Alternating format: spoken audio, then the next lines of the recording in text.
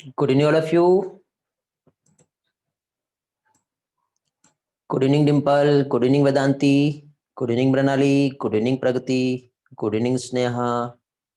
Very good evening, Kalas, Aniket, Vaishnavi, Vedanti, Saili, Sahil. Very good evening, all.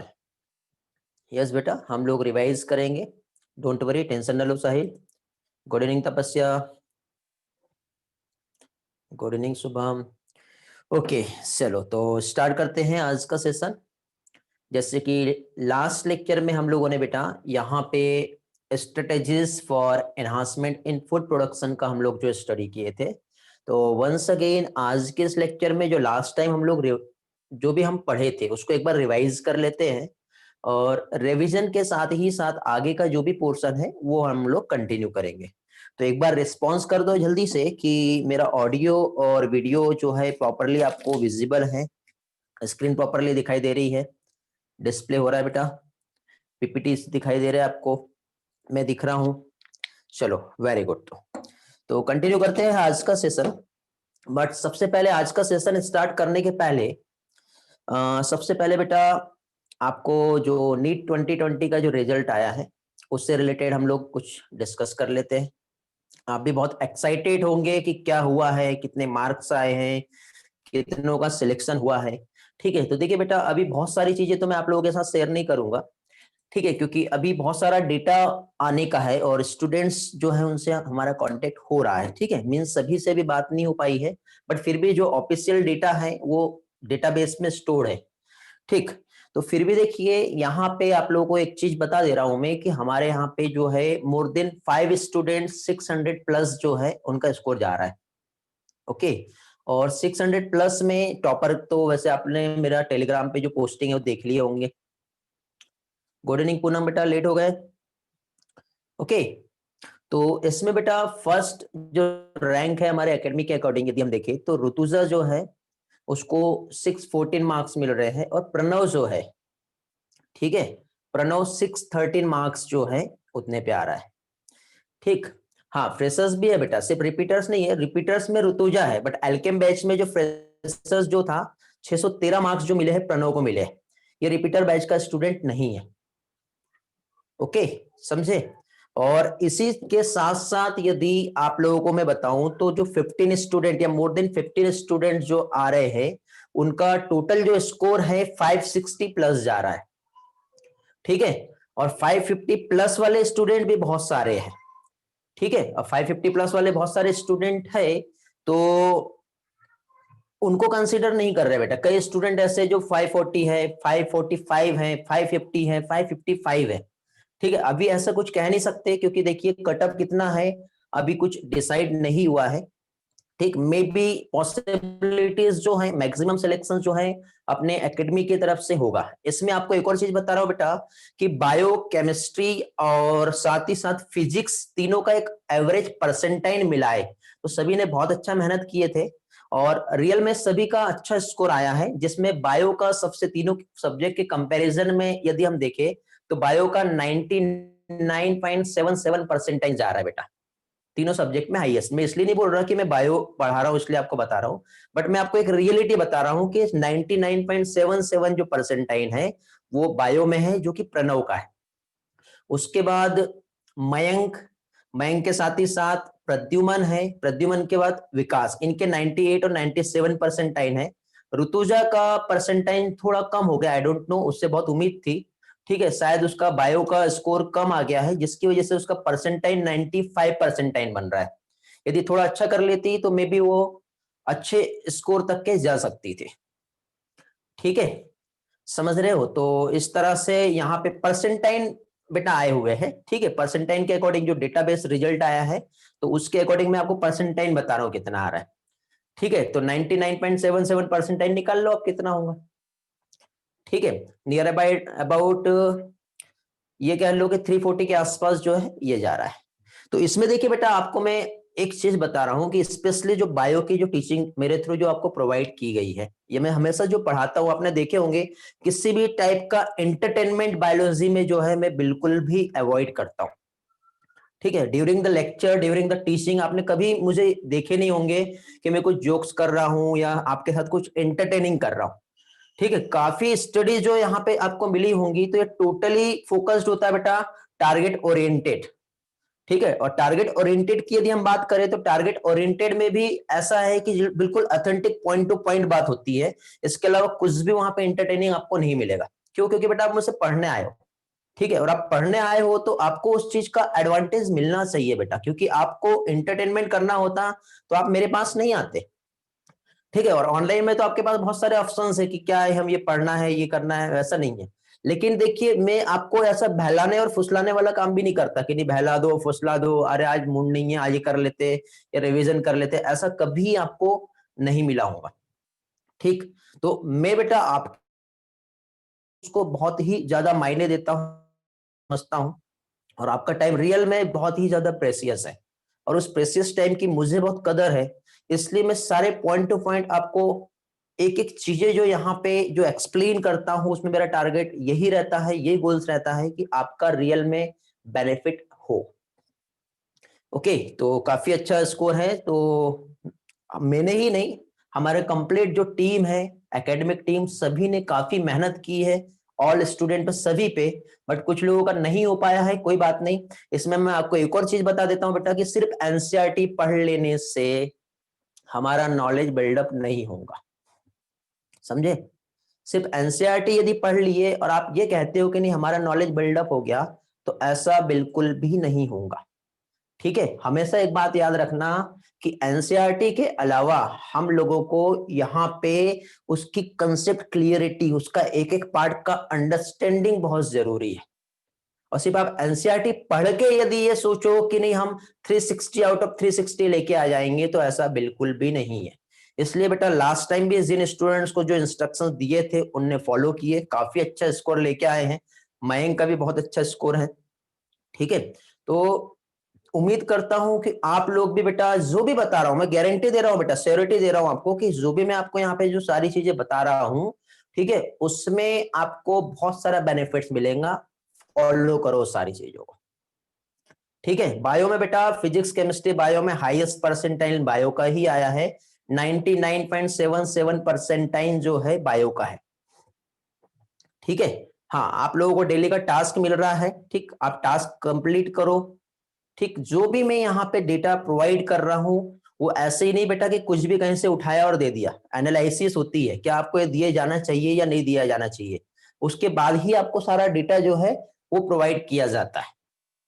ठीक है, चलो तो continue करते हैं फाइनली आज का सेशन हम लोग। तो आज के सेशन में जैसे कि हम लोग यहाँ पे जो है एनहांसमेंट इन फूड प्रोडक्शन जो है ये हम लोग देख रहे हैं। तो एनहांसमेंट इन फूड प्रोडक्शन का आज हमारा सेकंड लेक्चर है। और सेकंड लेक्चर्स में यदि हम देखें तो फूड का प्रोडक्शन क्यों जरूरी है, तो बेटा आपको याद होगा कि जैसे हमारा जो इंडिया जो है, हमारी कंट्री जो है इंडिपेंडेंस हुई है, जैसे हमारा देश आजाद हुआ है, उसके बाद बेटा 1960 के आसपास की एक ऐसी बात है जहां पे क्या कह सकते हैं हम लोग, हमारे को एकदम बहुत सारा अकाल सा पड़ गया था।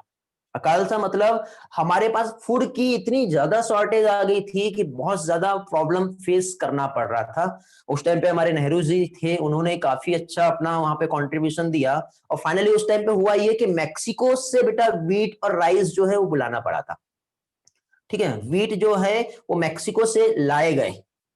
ठीक, लेकिन उसके बाद बेटा कुछ हमारे यहाँ पे फूड के प्रोडक्शन में इस तरह से जो एक चेंजेस देखने को मिला, तो 1960 के बाद से लेके अभी तक के यदि हम देखें तो यहाँ पे हाई एल्डिंग वैरायटीज जो है आज हम लोगों के पास बेटा, यदि हम व्हीट का देखें तो हाई एल्डिंग वैरायटी हमारे पास व्हीट का है।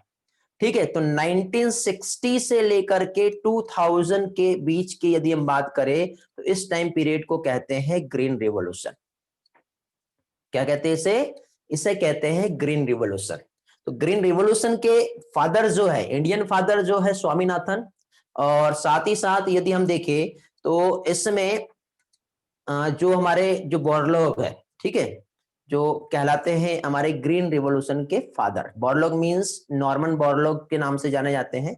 ये हमारे वर्ल्ड के फादर है बेटा। ठीक, जो कि ग्रीन रिवॉल्यूशन के फादर है। और हमारे इंडियन फादर जो है वो है एम एस स्वामीनाथन। ठीक है, green revolution of India. Okay चलो, तो ये वाला पार्ट तो हम लोग थोड़ी देर के बाद देखेंगे, इससे रिलेटेड क्या है, क्योंकि ग्रीन रिवॉल्यूशन किस पर बेस्ड है और ऐसा क्या चेंजेस जिस आज हमारे पास फूड का एक सफिशिएंट अमाउंट जो है हम लोगों के पास में है।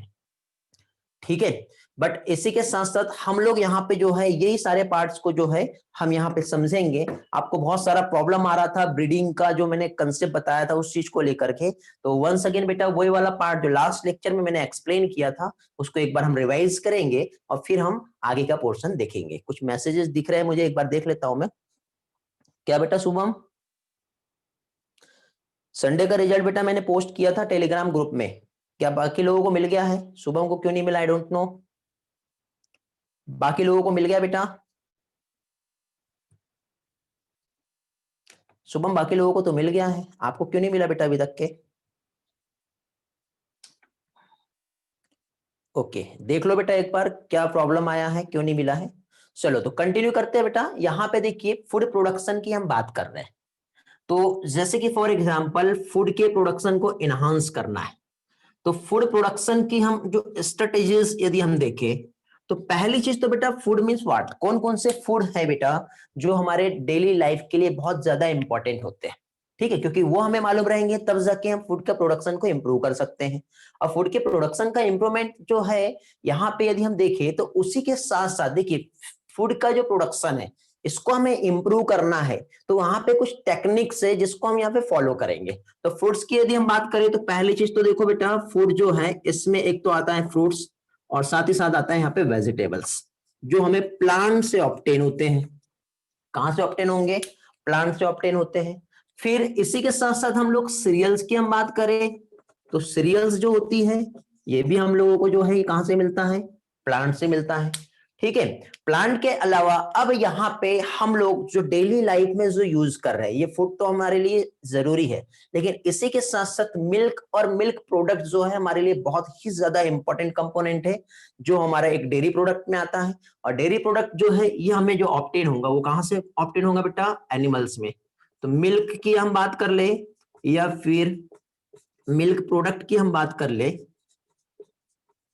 तो मिल्क एंड मिल्क का जो प्रोडक्शन है ये हमें मिलेगा कहां से? एनिमल से ऑब्टेन होता है।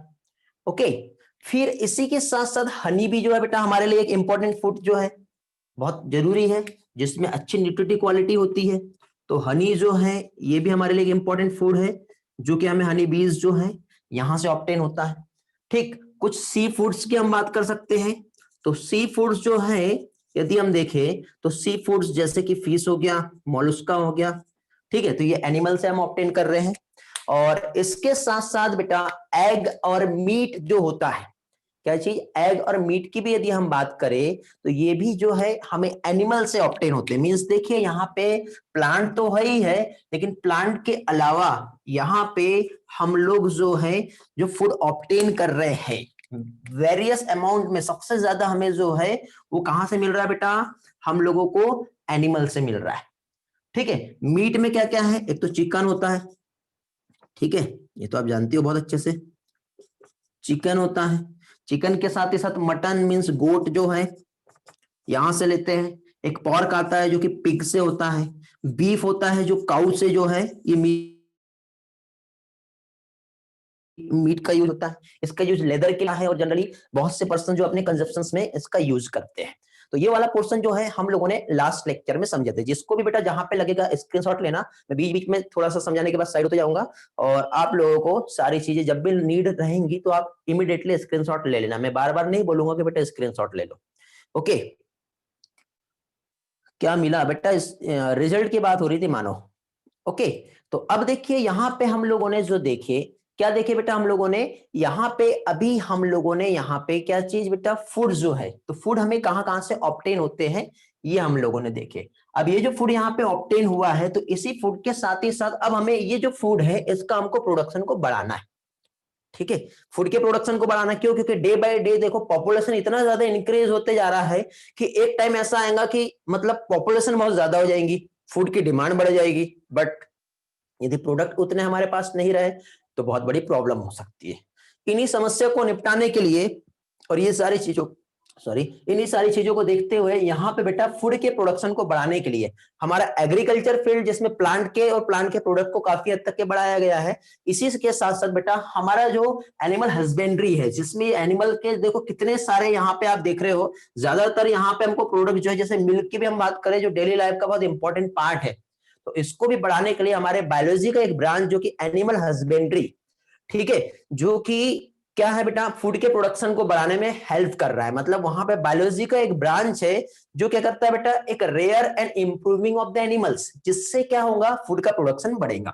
ठीक, तो अब देखिए यहाँ पे ये जो फूड के प्रोडक्शन को हमें इंप्रूव करना है, ठीक, तो हमारा बायोलॉजी का एक ब्रांच जिसके अंदर जिसमें हम लोग जो स्टडी कर रहे हैं जो क्या कहलाएगा, एनिमल हस्बेंड्री।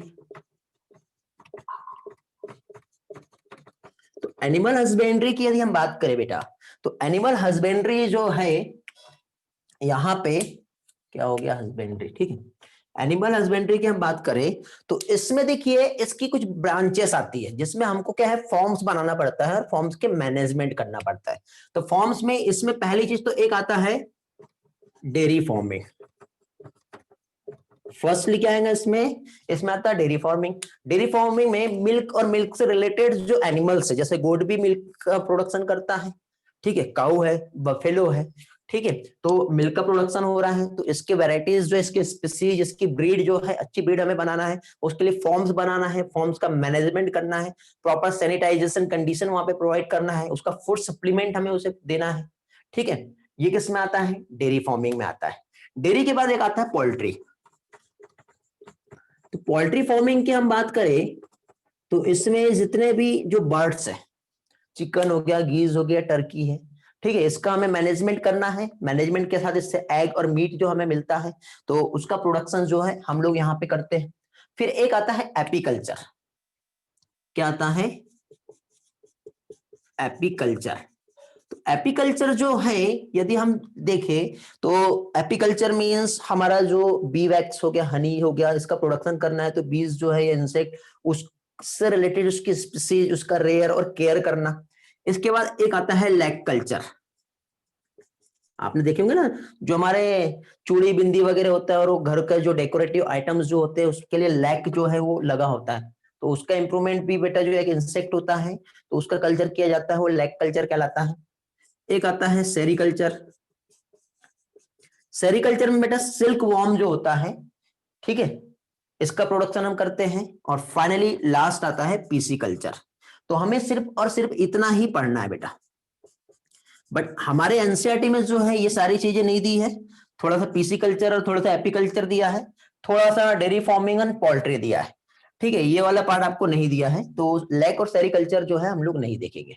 तो वन बाय वन यदि हम देखें तो डेयरी फार्मिंग से रिलेटेड कुछ कंसेप्ट मैंने ऑलरेडी आप लोगों को इसके पहले भी एक्सप्लेन किया हूं। आपको याद होगा कि डेयरी कल्चर में मैंने यहाँ पे कुछ काऊ की ब्रीड्स जो है वो मैंने आप लोगों को बताया था, इंडियन ब्रीड और फॉरेनर ब्रीड, ठीक। उसी के साथ साथ यहाँ पे आज आगे चल के हम लोग पीसी कल्चर और एपीकल्चर क्या होता है ये भी हम देखेंगे। पोल्ट्री से रिलेटेड भी जो है मैंने लेगोम का आपको एग्जांपल दिया था, ठीक। बट ये सारी चीजों से पहले बेटा कुछ बेसिक से टर्मिनोलॉजी है वो हमें समझना जरूरी है। ये सब हम काम क्यों कर रहे हैं, पहली चीज तो हमारे लिए सबसे इंपॉर्टेंट ये आता है। तो ये काम सारा जो हम कर रहे हैं तो इसमें पहली चीज तो बेटा ये जो सारे एनिमल्स है इसमें हमें एक इंपॉर्टेंट कंसेप्ट समझना है जिसे कहते हैं लाइव स्टॉक, ठीक है। कुछ टर्मिनोलॉजी हमें जानना है कि पहले हम समझेंगे लाइव स्टॉक क्या होता है। लाइव स्टॉक मतलब इकोनॉमिकली बेनिफिशियल एनिमल्स या फिर हम कैटल्स कह सकते हैं जो हमारे इंडिया में, ठीक है, वो कहलाता है लाइव स्टॉक। लाइव स्टॉक से कुछ स्पेशल टाइप के प्रोडक्ट्स का प्रोडक्शन हो रहा है, जैसे मीट हमें मिल रहा है, एग हमें मिल रहा है, हनी हमें मिल रहा है, लेक हमें मिल रहा है, तो ये सारे जो है ये क्या आते हैं बेटा लाइव स्टॉक। अब आपको एक चीज जो है ये मालूम है, वैसे मैंने लास्ट टाइम बताया था याद होगा तो, कि कंप्लीट यदि हम वर्ड की बात करें, ठीक है, क्या चीज कंप्लीट यदि हम एक वर्ड की बात करें और साथ ही साथ हम इंडिया की बात करें तो इंडिया में बेटा टोटल वर्ड का 70% जो है हम लोगों के पास लाइव स्टॉक है, बट उसके बाद भी हम लोग सिर्फ 30% ही प्रोडक्शन ले पा रहे हैं। कितना, ओनली हम 30% ही प्रोडक्शन ले पा रहे हैं कंप्लीट वर्ल्ड का। सबसे ज्यादा इंडिया, और इंडिया के साथ ही साथ इसमें क्या आएगा बेटा, चाइना। इंडिया और चाइना मिला करके 70% हमारे पास लाइव स्टॉक अवेलेबल है। लाइव स्टॉक मींस क्या, एनिमल्स, ठीक है, जैसे कि कैटल की हम बात करते हैं, ठीक है। तो हमारे पास 70% है। 70% होने के बाद भी हम लोग सिर्फ और सिर्फ इनसे 30% ही प्रोडक्शन ले पा रहे हैं। क्या रीजन है आप जानते हो? रीजन यही है बेटा कि यहाँ पे हमारे पास स्पेशल टाइप के टेक्निक्स जो है वो अवेलेबल नहीं है। बट अभी हम यहाँ जो टेक्निक्स पढ़ रहे हैं, ठीक है, वो हम जान रहे हैं, सीख रहे हैं, धीरे धीरे हम अपने कल्चर में उसको लेके आ रहे हैं, जिसकी वजह से काफी हमें हेल्प जो है वो मिल रही है। ओके चलो, किसी का मैसेज तो ऐसा नहीं है ना? वेरी गुड बेटा, ग्रेट बेटा, सभी लोगों के रिस्पॉन्सेस मिल रहे हैं। हाँ बेटा, कल लास्ट में थोड़ी देर के बाद पूछो, रिवीजन का मैं बता दूंगा। कौन सा रिजल्ट नहीं मिला बेटा? दोनों भी रिजल्ट मैंने पोस्ट कर दिया हूं। शुभम, स्क्रीनशॉट लो जल्दी से। ओके चलो आगे बढ़ेंगे अभी हम लोग। हाँ ले लिए। तो अभी यहाँ पे देखिए, मैं यहाँ पे आप लोगों को जो भी कंसेप्ट समझा रहा हूं, तो इसमें पहली चीज तो ऑब्जेक्टिव क्या है, ये सारी चीजों के लिए क्यों हम लाइव स्टॉक पढ़ रहे हैं, क्या ये डेयरी फार्मिंग को करना क्या जरूरी है, क्यों एपीकल्चर, क्यों सेरिकल्चर, क्यों हम ये सारी चीजें कर रहे हैं। तो इसमें हमको एक चीज तो समझ में आ गया कि जो प्रोडक्शन है उसको हमें बढ़ाना है। तो इसमें बेटा ये जो फूड प्रोडक्शन जो है, ये जो चैप्टर हम लोग पढ़ रहे हैं, तो इस चैप्टर का मेन जो ऑब्जेक्टिव है ये क्या है। तो मेन ऑब्जेक्टिव की यदि हम बात करें, तो इस चैप्टर का मेन ऑब्जेक्टिव जो होता है बेटा, पहली चीज तो इंक्रीज करना है यील्ड किसी भी टाइप के प्रोडक्ट की। तो फर्स्ट यहां पे क्या आ जाएगा, to increase yield of product. पहला क्या आ रहा है बेटा, इंक्रीज कर रहे हैं हम लोग। क्या इंक्रीज कर रहे हैं बेटा, किसी भी प्रोडक्ट का यील्ड जो है ये हम इंक्रीज कर रहे हैं। क्योंकि जैसे कि फॉर एग्जांपल एक काऊ है, और जो पूरे दिन में वो 10 लीटर मिल्क का प्रोडक्शन करती है, कुछ ऐसा हो जाए कि उसका प्रोडक्शन 20 लीटर हो जाए, कितनी अच्छी बात होगी, ठीक है। तो जो भी प्रोडक्ट है उसके यील्ड को हमको बढ़ाना है। लेकिन सिर्फ यील्ड ही नहीं बढ़ाना, नहीं तो उसने देखो 10 लीटर की जगह 20 लीटर प्रोडक्शन तो दे दिया, बट पहले फैट जो है वो 6.0 देता था, ठीक है। और साथ ही साथ एसएनएफ जो होता है, सॉलिड नॉट फैट या प्रोटीन की हम बात करें, तो उसका भी अमाउंट काफी अच्छा था, 40% के आसपास था। बट उसका यील्ड तो बढ़ गया, बट यील्ड 20 लीटर हो गया पर डे का, बट क्वालिटी बदल गई। मिल्क पहले गाढ़ा हुआ करता था, फुल क्रीम मिल्क होता था, पतला हो गया, लो फैट आ गया, 3.0 फैट हो गया। प्रोटीन और सॉलिड नॉट फैट जो है 20% आ गया। तो ये काम तो नहीं जमेगा ना। तो इसलिए बेटा क्वालिटी को भी इंप्रूव करना बहुत जरूरी है। तो क्या आ जाएगा यहाँ पे second objective, to improve quality of the product, ठीक है। Not only yield of the product, improve तो करना है हमको यील्ड ऑफ द प्रोडक्ट, लेकिन साथ ही साथ उसकी प्रोडक्ट की क्वालिटी को भी इंप्रूव करना बहुत जरूरी है। लेकिन देखिए क्वालिटी जो है हमें बहुत अच्छी मिल रही है, लेकिन इसमें एक और प्रॉब्लम आ सकती है। क्या मालूम है? प्रॉब्लम ऐसा है कि देखो एक एनिमल है, जैसे कोई एक काऊ हमने लेके आया, 4 दिन तक के उसने ना 100 लीटर मिल्क का प्रोडक्शन कर दिया, 5वें दिन उसका डेथ हो गया, उसको कोई बीमारी हो गई, कुछ हो गया, तो इससे भी तो बचाना पड़ेगा। मतलब हमें जो भी एनिमल मिल रहे हैं वो डिसीज से कैसे होने चाहिए, वेरी गुड, रेजिस्टेंस होना चाहिए। तो यहां पे बेटा अगेन एक और ऑब्जेक्टिव बेटा हमारा, जो हम फॉर्मिंग कर रहे हैं, फॉर्म का जो मैनेजमेंट कर रहे हैं, तो वहां पे हम लोगों को make disease resistance, okay, disease resistance animal जो है ये हम लोगों को यहां पे जो है इंप्रूव करना पड़ेगा, ठीक है। अब देखो इसमें इतना पार्ट तो हमें समझा, अब दो और एक इंपॉर्टेंट कंसेप्ट है जो आप लोग समझ लीजिए बेटा, जिसमें एक तो हम लोगों को ब्रीड क्या होता है और स्पीसीज क्या होता है वो समझ लेते हैं, क्योंकि इसके बाद जो आउटब्रीडिंग, इनब्रीडिंग, आउटक्रॉसिंग जो समझना है, तो आप सबसे पहले ब्रीड और उसमें जो आती है स्पीसीज, ये दोनों कंसेप्ट समझ में आ गया ना, तो आपको सारी चीजें बहुत अच्छे से क्लियर हो जाएगा। तो देखो बेटा यहाँ पे पहली चीज तो ब्रीड होता है और दूसरा आता है स्पीसीज।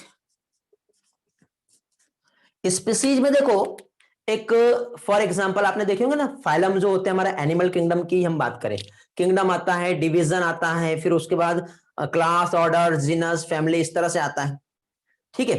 तो अब इसमें देखिए स्पीसीज मतलब एक लोवेस्ट कैटेगरी हो गया, समझे, जीनस उससे ऊपर। तो एक स्पीसीज की भी हम बात करें तो स्पीसीज में जैसे कि फॉर एग्जांपल काऊ जो है, या फिर हम जैसे कि डॉग की एक स्पीसीज हो गई, एक कैट एक स्पीसीज हो गया, समझ रहे हो? तो डॉग और कैट की एक स्पीसीज है, बट यहां पे हम लोगों को क्या करना है, स्पीसीज टू स्पीसीज ही मैटिंग हो सकती है जो नेचुरली सिलेक्टेड है। आपने कभी ऐसा देखा क्या कि डॉग ने जो है वो कैट के साथ जो है वो मैटिंग कर लिया और एक नया कोई प्रोडक्शन हो गया? नेचुरली पॉसिबल नहीं है। तो यहां पे इंटरब्रीडिंग और इंटरमैटिंग जो है, ठीक है, क्या चीज, इंटरब्रीडिंग या फिर इसी को हम क्या कह सकते हैं, इंटरमैटिंग, ठीक है, ये जरूरी है, और वो भी किसमें, इंडिविजुअल्स में। अब इंटरब्रीडिंग इंटरमैटिंग इंडिविजुअल्स मींस वो भी कैसे, जो कि नेचुरली सिलेक्टेड है, नेचर ने जिसे सिलेक्ट किया है, ऐसे ऑर्गेनिजम्स के बीच में इंटरमैटिंग किया जाता है। तो ये हो गई स्पीसीज, जैसे फॉर एग्जांपल डॉग और काऊ, ये तो आपको समझ में आ गया। अब इसके बाद ब्रीड क्या होता है, तो एक हम डॉग की ही बात करें बेटा, तो डॉग में बहुत सारी ब्रीड होती है, जैसे जर्मन शेफर्ड होता है, सुने होंगे आपने नाम, बुलडॉग होता है, लेब्राडोर रिट्रीवर होता है, याद आ रहा है बेटा? ठीक है, तो इस तरह से ये क्या हो गया बेटा, ब्रीड हो गया। तो ब्रीड को हम क्या कह सकते हैं, सिमिलर ग्रुप ऑफ एनिमल, ठीक है, ब्रीड मीन्स क्या हो जाएगा यहां पर, सिमिलर ग्रुप ऑफ एनिमल। यदि आपको ये टर्म समझ में आ गया तो आगे का जो इनब्रीडिंग, आउट ब्रीडिंग और जो क्रॉसिंग है, जो इस क्या कह सकते हैं हम, हाइब्रिडाइजेशन है, ये सारी चीजें आप लोगों को अच्छे से समझ में आ जाएंगी। ओके, ठीक है बेटा, चलो वेरी गुड, ग्रेट सुजर, बहुत बढ़िया, गुड ईश्वरी। ठीक है, तो यहां पे हम लोगों ने देखी कुछ ऑब्जेक्टिव देखे। ऑब्जेक्टिव में जरूरी है हमारे को बेटा कि हमको एक अच्छा यील्ड जो है प्रोडक्ट का ये बढ़ाना है, प्रोडक्ट के यील्ड के साथ ही साथ हम लोगों को क्वालिटी इंप्रूव करना है, क्वालिटी इंप्रूवमेंट के साथ ही साथ हमें डिसीज रेजिस्टेंस जो है वैरायटी चाहिए। ब्रीड हमें समझ में आ गया बेटा कि एक बुलडॉग जो हो गया वो एक अलग ब्रीड हो गई, जर्मन शेफर्ड एक अलग ब्रीड हो गई, लेब्राडोर रिट्रीवर जो है एक अलग ब्रीड हो गया। एज इट इज स्पीसीज की हम बात करें तो इसमें क्या है, स्पीसीज टू स्पीसीज उनके बीच में क्या है, मैटिंग होंगे, समझे? तो स्पीसीज टू स्पीसीज जो है वो क्या होगा, मैटिंग होगा। क्लास बेटा ब्रीड समझ में आ गया, रिवाइज करा दिया मैंने, समझा? अभी ब्रीड मतलब जर्मन शेफर्ड एक ब्रीड है बेटा, उसमें हजारों जर्मन शेफर्ड आएंगे, वो उसी कैटेगरी में आएंगे, मतलब क्या हो गया, वो group of similar group of animals, ठीक है, समझा बेटा? हाँ चलो वेरी गुड। तो अब बेटा हम लोग यहाँ पे ब्रीडिंग क्या होती है वो देखते हैं, ठीक है। हाँ, यदि हम लोग यहाँ पे स्पीसीज में भी हम देखिए, हाँ जैसे लायन स्पीसीज जो है, टाइगर, ठीक है, ये भी हाँ होता है बेटा, क्रॉस होता है वो, ठीक है, बट वो ब्रीड में आएगा। चलो आगे बढ़ते हैं, वो भी बताऊंगा मैं, डोंट वरी, टेंशन ना लो, क्लियर करवा दूंगा वाला भी पार्ट। तो अभी देखिए इसके बाद नेक्स्ट जो पार्ट है, हम लोग यहाँ पे टाइप्स ऑफ ब्रीडिंग देखेंगे या फिर टाइप्स ऑफ हाइब्रिडाइजेशन।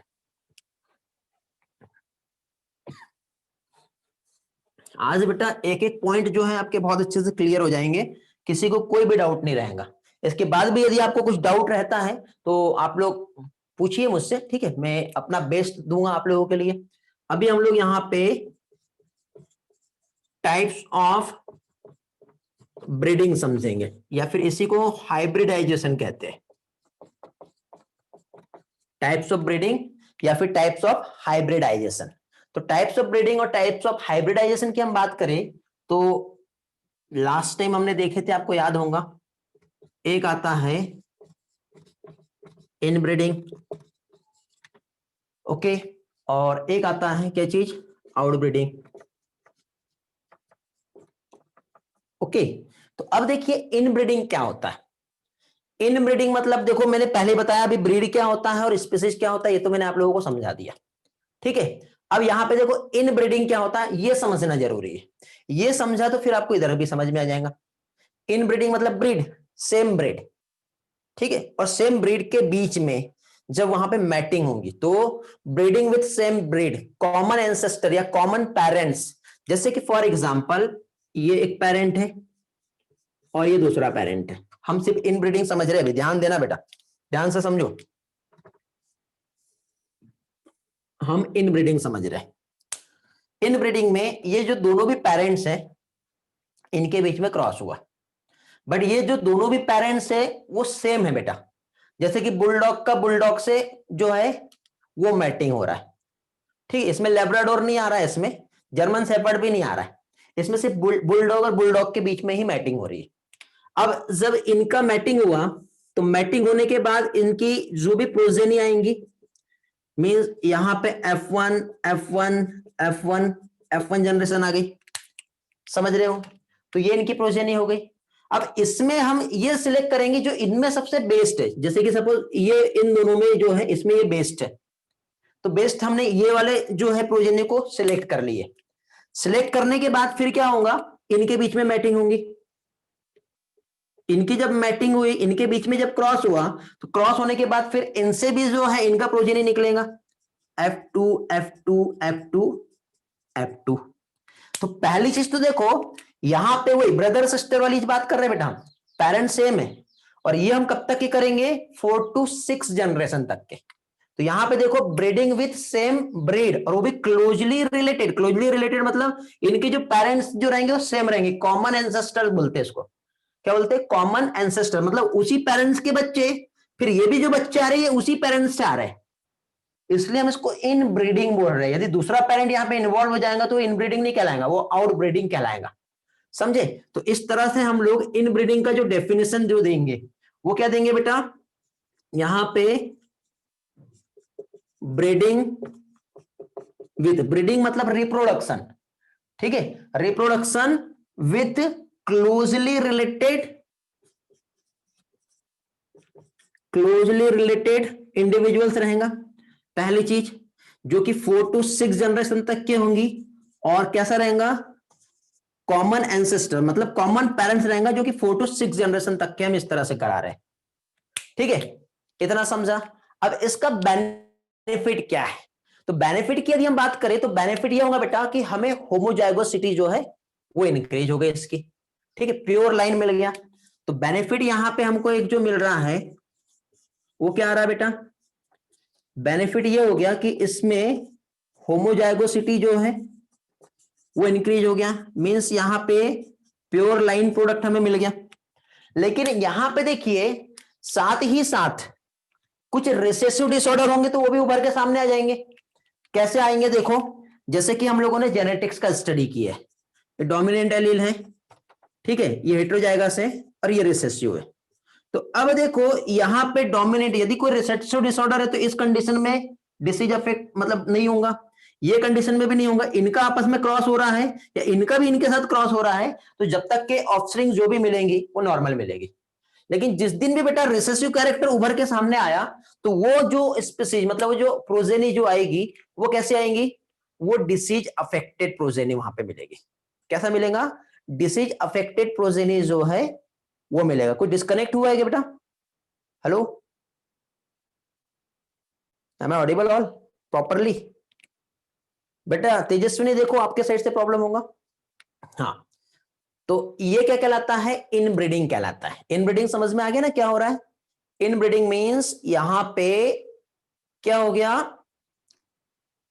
एक तो जो क्लोजली रिलेटेड मतलब कॉमन पेरेंट्स है उनके ही बीच में कॉमन एंसेस्टर्स है, जो कि 4 to 6 जनरेशन तक के यहां पे क्या हो रहा है, क्रॉस हो रहा है, ठीक है। तो ये तो हमको समझा, लेकिन ये जब कंटिन्यूअसली इनब्रीडिंग करेंगे तो ये तो बेनिफिट है, बट इसका एक सबसे बड़ा जो डिसएडवांटेज होता है, ठीक है, इसका सबसे बड़ा एक डिसएडवांटेज होता है वो ये है कि कंटिन्यू इनब्रीडिंग कराने की वजह से यहां पे आ जाता है इनब्रीडिंग डिप्रेशन। क्या आ जाएगा, इनब्रीडिंग डिप्रेशन।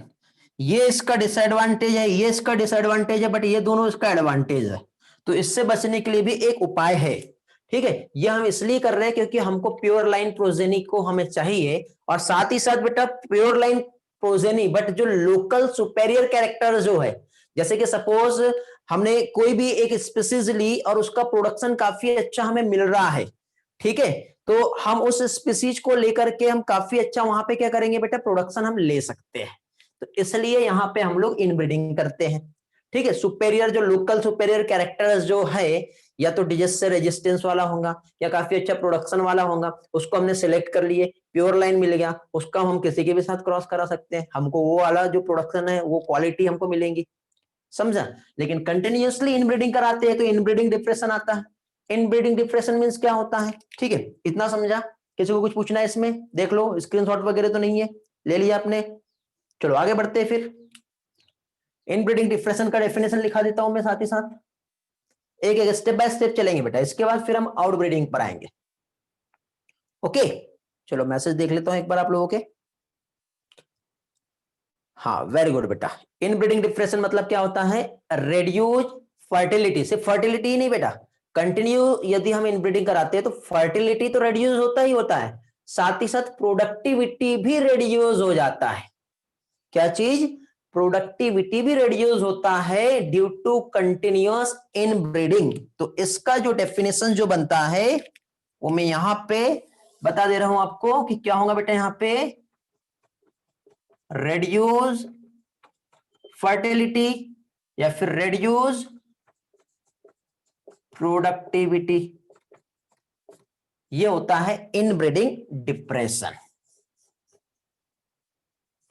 चलो तो ये हो गया इनब्रीडिंग। अब हम लोग आउटब्रीडिंग पे आते हैं। आउटब्रीडिंग जो है वो 3 टाइप्स की होंगी। 3 टाइप्स में अब देखो, पहली चीज तो जो इनब्रीडिंग डिप्रेशन हुआ, इसको दूर करने के लिए आउटब्रीडिंग का ही एक टाइप है जिसका यहाँ पे यूज किया जाता है, ठीक है, जिसे आउट क्रॉसिंग कहते हैं। आउट क्रॉसिंग में देखो ये बुलडॉग है, ये बुलडॉग के पेरेंट्स सेम थे, ठीक है। हम क्या करेंगे, इधर साइड भी बेटा बुलडॉग की ही ब्रीड लेंगे, ठीक, ब्रीड को हमने नहीं बदले, ब्रीड वही है, ठीक है। ये भी बुलडॉग था और इधर भी बुलडॉग ले रहे हैं हम लोग। तो अब बुलडॉग के पेरेंट्स लेते लेते लेते इसका हमको प्योर लाइन मिल गया, इधर का हमको प्योर लाइन मिल गया, दोनों को हम लोग क्रॉस करा सकते हैं, तो इनब्रीडिंग से डिप्रेशन को बचाया जा सकता है। तो वो जो टाइप्स आएगा वो किसका आएगा? आउटब्रीडिंग का टाइप्स आ जाएगा, समझे। तो आउटब्रीडिंग में क्या होगा बेटा, क्लोजली अनरिलेटेड स्पीसीज रहेगा, बट ब्रीड जो रहेगा वो क्या रहेगा? सेम रहेगा।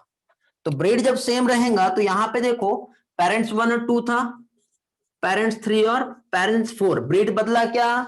नहीं बदला, समझे। आउटब्रीडिंग ब्रीडिंग के 3 टाइप है, ठीक।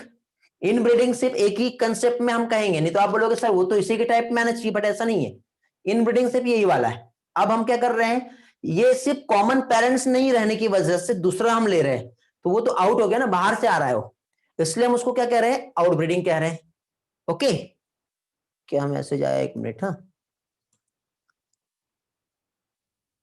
डिसीज वाला पार्ट नहीं समझा प्राची बेटा, कौन सा डिसीज वाला पार्ट बताओ, एक बार फिर से बताना है गौरव, ठीक है, जस्ट वेट, थोड़ा सा वेट करो, सारी चीजें क्लियर हो जाएगी, ठीक है, कंफ्यूज नहीं होगा, बहुत अच्छे से क्लियर करा दूंगा, डोंट वरी, टेंशन ना लो। इनब्रीडिंग मतलब ये जो पेरेंट्स थे इनके भी मतलब देखो, इनब्रीडिंग मतलब 2 कपल, उनके बच्चे, फिर उनके बच्चे, मतलब भाई बहन के बीच में ही क्रॉस हो रहा है, सिर्फ ये याद रखो। जो भी मैटिंग जो होंगी, जो रिप्रोडक्शन होगा, उसे भाई बहन के बीच में ही होगा, और पेरेंट्स एक ही रहेंगे, उनके बच्चे उनके बच्चे उनके बच्चे, मतलब गलती से भी दूसरे इसमें नहीं जाना है, समझ में आ रहा है ना, इस तरह से होगा। तो ये क्या कहलाएगा बेटा? इनब्रीडिंग। अब हम लोग आउटब्रीडिंग देखेंगे, तो आउटब्रीडिंग के 3 टाइप्स रहते हैं, जिसका एक टाइप है आउट क्रॉसिंग, ठीक है। आउटब्रीडिंग जो है उसके टाइप से, इसको थोड़ा सा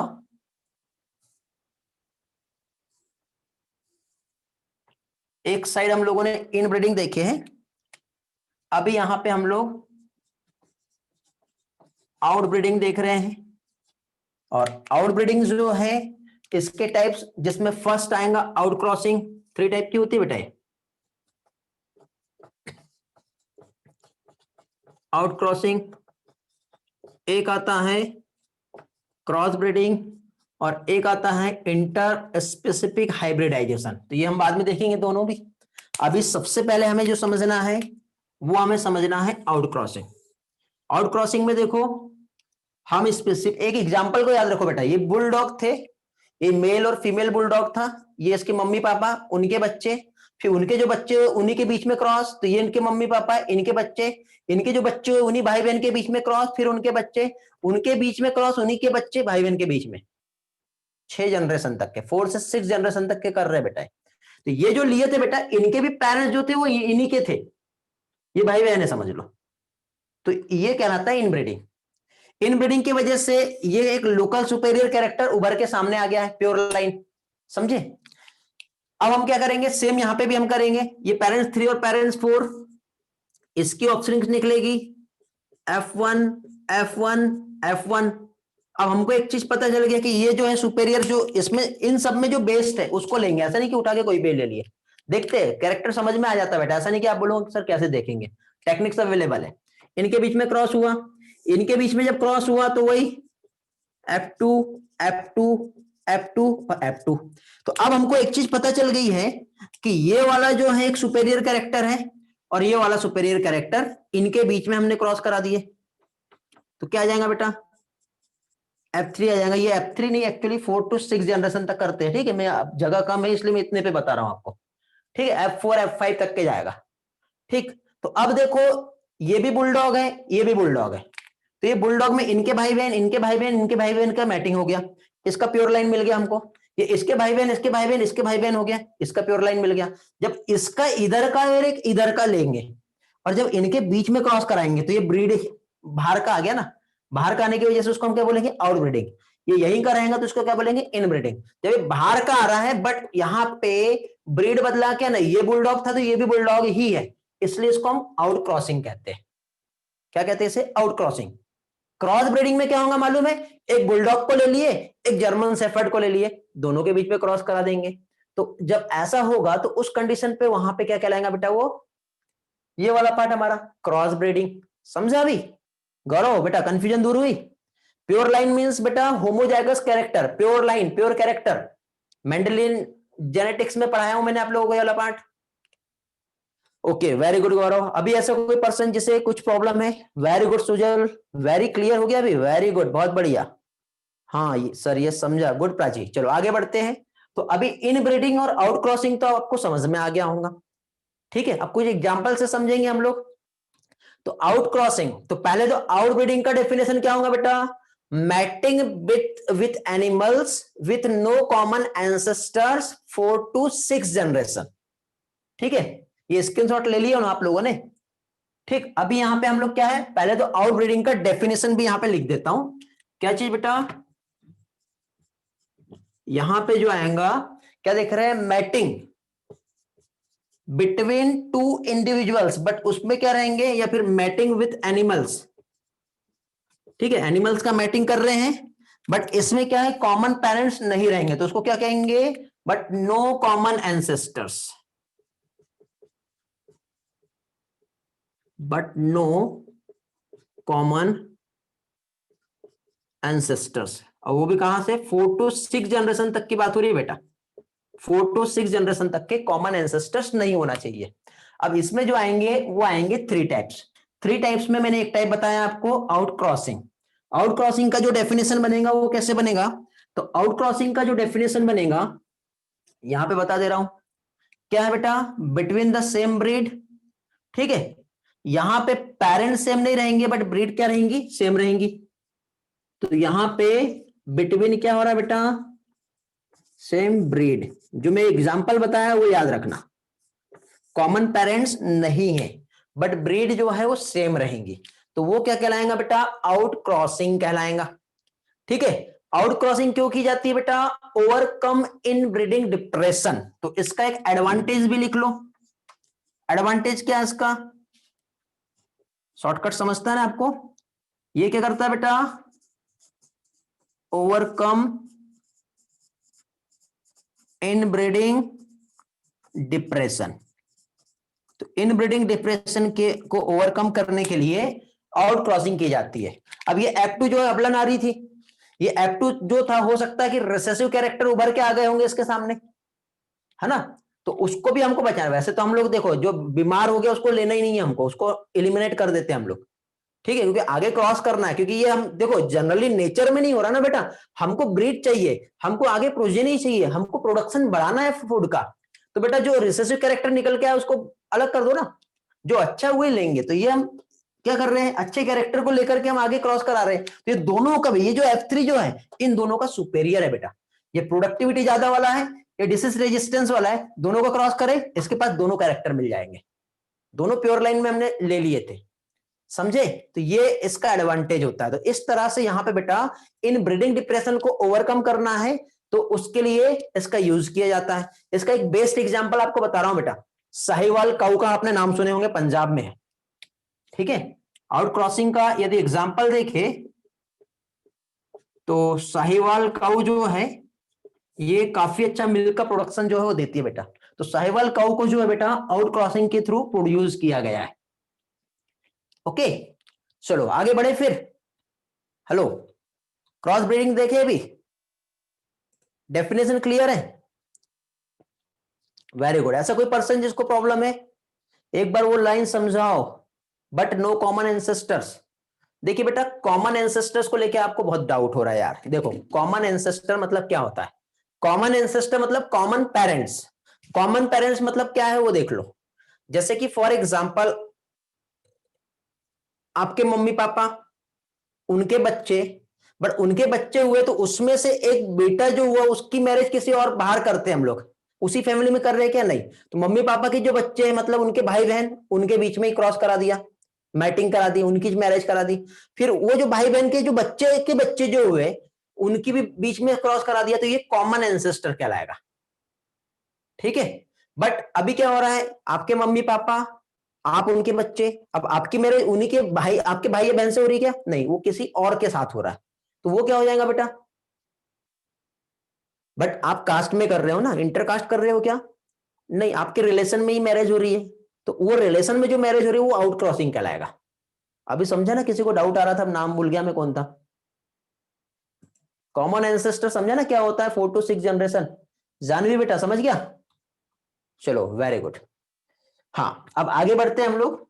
अब हम लोग इसका सेकंड पार्ट क्रॉस ब्रीडिंग देखेंगे। ठीक है, क्या देखेंगे अभी हम लोग? Cross breeding. क्रॉस ब्रीडिंग में आदत है आप लोगों को, ठीक है, आपको नहीं मतलब कई लोगों को, भाग जाते हैं। एक हिंदू और एक मुस्लिम की मैरिज हो गई, हो गया ना, बवाल हो जाता है। तो वो क्या कहलाएगा? वो कहलाता है क्या चीज? वो कहलाएगा क्रॉस ब्रीडिंग। तो हम सेकंड एग्जांपल देख रहे हैं अभी, जो आएगा क्रॉस ब्रीडिंग का। अब क्रॉस ब्रीडिंग में यदि हम देखें तो अब इसका डेफिनेशन बताने की जरूरत नहीं है मुझे। ठीक है, क्या चीज? Mating between two different breed. एक बुलडॉग ले लिए हमने और एक जर्मन शेफर्ड ले लिए। अभी हम सिर्फ बुलडॉग और बुलडॉग का ही कर रहे थे। ठीक है, सिर्फ एक तरफ से बुलडॉग बुलडॉग बुलडॉग आ गया तो क्या हो गया? इनब्रीडिंग। इधर एक बुलडॉग के पेरेंट्स था, ये दूसरा पेरेंट्स था, दोनों के बीच में क्रॉस हो गया तो क्या हो गया? Out crossing. अब हमने एक बुलडॉग ले लिया और एक जर्मन शेफर्ड ले लिए या लैब्राडोर ले लिए, कोई भी ले लिए, उनके बीच में क्रॉस करा दिया, मतलब ब्रीड को हमने बदल दिए। अभी हमने जो हमारे जो सीमा थी, जो लाइन थी, लक्ष्मण रेखा, उसको लांघना नहीं था, क्रॉस नहीं करना था, बट हम यहाँ पे क्रॉस कर रहे हैं। समझे? तो यहां पे mating between two different breed, mating between two different breed जो है इसे कहते हैं आउट क्रॉसिंग। सॉरी, इसे क्या कहते हैं? क्रॉस ब्रीडिंग कहते हैं। अब क्रॉस ब्रीडिंग में क्या हो रहा है देखो, तो क्रॉस ब्रीडिंग में बेटा एक मेरिनो से सीप को लेके आए और एक बीकानेरी सीप जो है उसे लेके आए। ठीक है, तो जो मेरिनो सीप जो है इसका क्रॉस जो है वो किसके साथ कराया? बीकानेरी सीप से। ठीक है, याद रखना बेटा, ये एग्जाम्पल इंपॉर्टेंट है। अब मेरिनो से जो सीप जो लेके आए थे वो कौन थी? वो मेल सीप थी। क्या थी? मेल। इसको राम कहते हैं। ठीक है, क्या था? राम। बीकानेरी जो सीप है इसके लिए जो टर्म यूज हुआ है ये ईयू है। ये कैसी है? ये फीमेल है। इन दोनों के बीच में क्या हुआ? क्रॉस हुआ। जब इन दोनों के बीच में क्रॉस हुआ तो इसका जो बच्चा हुआ उस बच्चे का नाम क्या दे दिया बेटा? हिसारडेल। ये पंजाब में हुआ है बेटा। ठीक है, तो हिसारडेल शिप बन गई। तो इसमें डिसीज रेजिस्टेंट हाई एल्डिंग वैरायटी जो थी उसका हमने क्या किया बेटा? क्रॉस कराए, और एक जो हिसारडेल बनी ये कैसी थी बेटा? हाइब्रिड शिप थी। ये कैसी थी? हाइब्रिड थी। तो हाइब्रिड शिप यहां पे हमें मिल गया। समझ रहे हो? तो अभी मुझे ये बताओ, ये दोनों जो है, अब मेरिनो का मेरिनो से क्रॉस कराते तो इनब्रीडिंग हो जाता था, लेकिन वो इनब्रीडिंग कब उसी केस में होता, तो इस मेरिनो का फिर उसी मेरिनो के दूसरे वाले से करा दे तो आउट क्रॉसिंग होता था।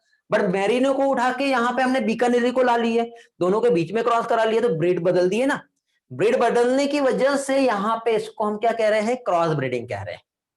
क्या कह रहे हैं इसे, क्रॉस ब्रीडिंग। अब हम देखेंगे इंटर स्पेसिफिक हाइब्रिडाइजेशन। यहां तक क्लियर हुआ, रिस्पॉन्स करेंगे जल्दी से।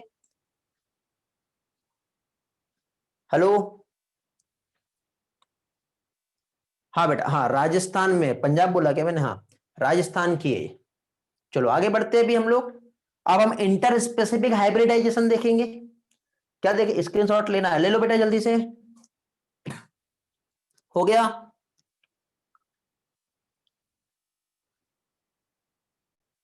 क्या मतलब, same species but different breed. हाँ स्पीसीज सेम है, ब्रीड बदला है अभी।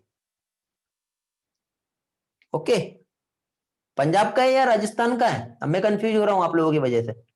पंजाब का यही है, ठीक है, क्योंकि हिसार डेल, हिसार हिसार पंजाब में। देखो इसको याद कैसे रखना है, राम, कई बार एग्जाम में आता है कि कौन सा मेल और कौन सा फीमेल है, ठीक है।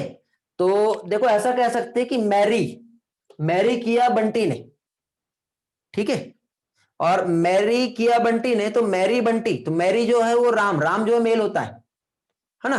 तो ईव जो रहेंगी वो क्या रहेंगी, फीमेल।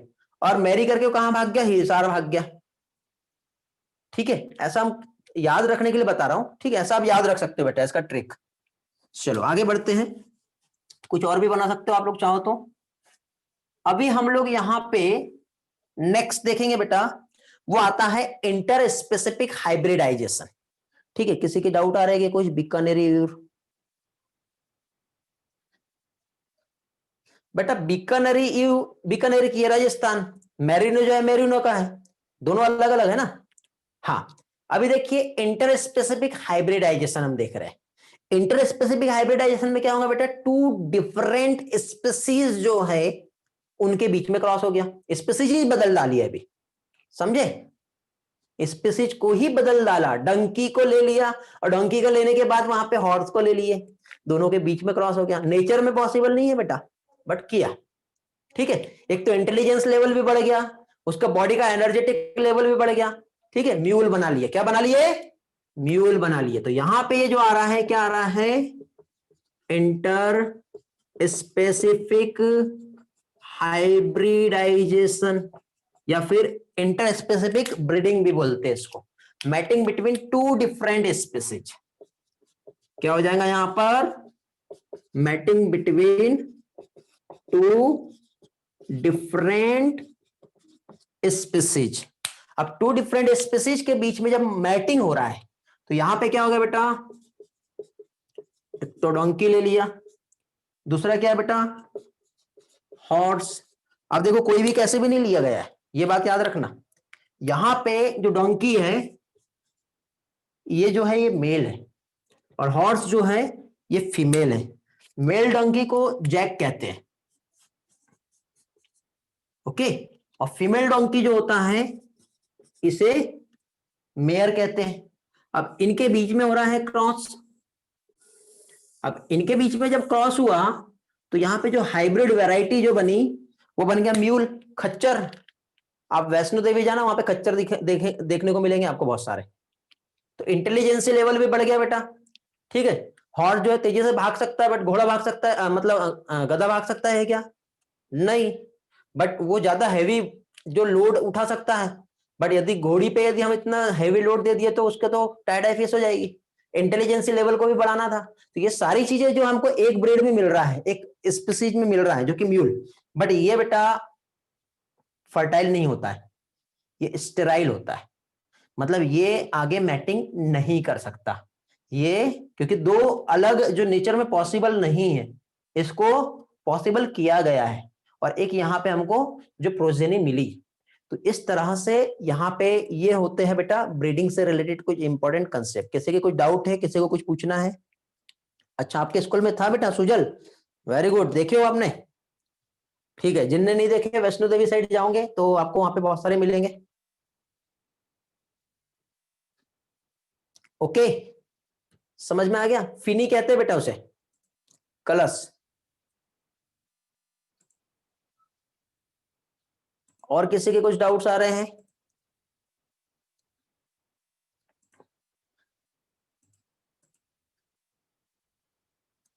ठीक है, चलो बता देता हूं कलर्स। देखिए क्या है, यदि मेल हॉर्स और फीमेल डंकी, ही नहीं बोलते, ही नहीं, HINNY। देखो ये याद रखना बहुत इजी है। इजी ऐसे है क्योंकि देखिए स्टार्टिंग के 2 लेटर्स जो रहते हैं वो एक स्पीसीज के लिए होते हैं और बात के जो रहते हैं वो दूसरे स्पीसीज के। जैसे हम यहाँ पे हिनी देख रहे हैं, तो हिनी जो रहेगा ये क्या हो जाएगा, ये हो जाता है, अभी हमने क्या लिए, फीमेल हॉर्स लिए, तो ये क्या हो जाएगा, मेल हॉर्स हो जाएगा। इसका जब क्रॉस जो हो रहा है वो किससे हो रहा है बेटा, फीमेल डंकी से होगा, तो इससे जो बनेगा वो क्या कहलाएगा, हिनी। ठीक है, एक लाइगर होता है, आप पूछ ही रहे हो तो बता देता हूं। लाइगर, लाइगर मतलब मेल लॉयन और फीमेल टाइगर। ठीक है, तो यहां पे क्या हो रहा है बेटा, ये जो है ये मेल हो गया, इसका क्रॉस जो है वो टाइगर से करेंगे तो ये फीमेल हो जाएगा। ये टेंशन ना लो, एग्जाम में नहीं आता है, ठीक है, पहले पूछे जाते थे वैसे, अभी नहीं पूछते। तो ये लाइगर हो गया, ठीक है, ये यहाँ पे म्यूल बन गया, ये क्या हो गया, हिनी हो गया। ठीक, अब यहाँ पे मेल टाइगर और फीमेल लॉयन की हम बात करेंगे तो क्या हो जाएगा, क्या कहलाएगा वो, आइगर कहला जाएगा। ठीक है, आइगर, टाइगर ही कहते हैं उसको भी, टाइगोर ऐसा बोलते हैं उसको। तो टाइगोर, टाइगोन होता है, टाइगोन, टाइगोन। तो टाइगोन जो होता है इसमें मेल जो रहेगा वो टाइगर रहेगा, क्या चीज, मेल जो रहेगा वो रहेगा टाइगर, ये हो गया मेल। फीमेल जो रहेगी वो क्या रहेंगी बेटा, यही वाला हमारा यहाँ पे जो देखे हमने, ये क्या रहेंगे, फीमेल, तो ये क्या बनेगा, टाइगोन। ओके, क्लियर हुआ, किसी को कुछ पूछना है अभी बेटा, इधर पीछे का क्लियरिटी प्रॉपर दिख रहा है ना, ऐसा तो नहीं ब्लर हो रहा, झिलमिलाट आ रही है, ऐसा कुछ फैन चल रहा है, ऐसा एयर दिख रहा है, ऐसा कुछ दिख तो नहीं रहा ना। मेल लॉयन बोला था क्या, कल्याणी कौन में बोला, यहाँ पे ये फीमेल है और टाइगर मेल है, यहाँ पे उल्टा हो गया, टाइगर मेल हो गया, लॉयन फीमेल हो गया, हिनी में मेल हॉर्स हो गया, फीमेल डंकी हो गया। ठीक है, अब कुछ बोला होगा तो आई डोंट नो, बीच में कुछ हुआ था अभी, ठीक है ना। स्क्रीनशॉट लेना, हाँ बेटा स्क्रीनशॉट ले लो, कोई ब्लर नहीं है, सारी चीजें ओके है। क्रॉस ब्रीडिंग में ब्रीडिंग डिप्रेशन क्या बोल रहे साहिल, पता नहीं। ठीक है बेटा, अभी किसी के कुछ मैसेज आए होंगे और किसी को कुछ पूछना होगा तो चैट बहुत ऊपर चला गया है, ठीक है, तो आप लोग मुझसे पूछ सकते हो, जस्ट वेट, मैं स्क्रीनशॉट का टाइम दे रहा हूं। इन breeding and inter specific both and unexpected, हाँ बेटा नेचर में नहीं था बट अलाउ किया, रिप्रोड्यूस हुआ है, ये एक बहुत बड़ा एक्सेप्शन है बेटा। म्यूल में फर्दर जनरेशन बेटा हमेशा क्रॉस कराना पड़ेगा, ठीक है, वो म्यूल का जनरेशन नहीं रहेगा, वो एक ब्रीडिंग रहेंगी। क्रॉस ब्रीडिंग में इनब्रीडिंग डिप्रेशन होता है क्या, क्रॉस ब्रीडिंग में इनब्रीडिंग डिप्रेशन को दूर किया जाता है बेटा। इनब्रीडिंग डिप्रेशन सिर्फ इन इनब्रीडिंग का ये नाम से समझ में आता है।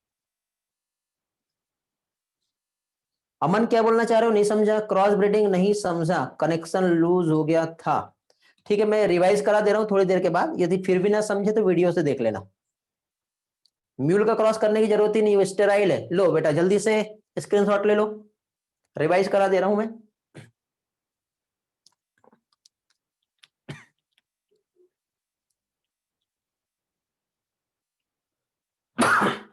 सॉरी, ओके, चलो तो आगे बढ़ते हैं। पहले मैं आगे का थोड़ा सा एक पार्ट जो है टेक्निक्स जो है वो समझा दे रहा हूं, फिर मैं आपको ये सारा पार्ट रिवाइज करा दूंगा।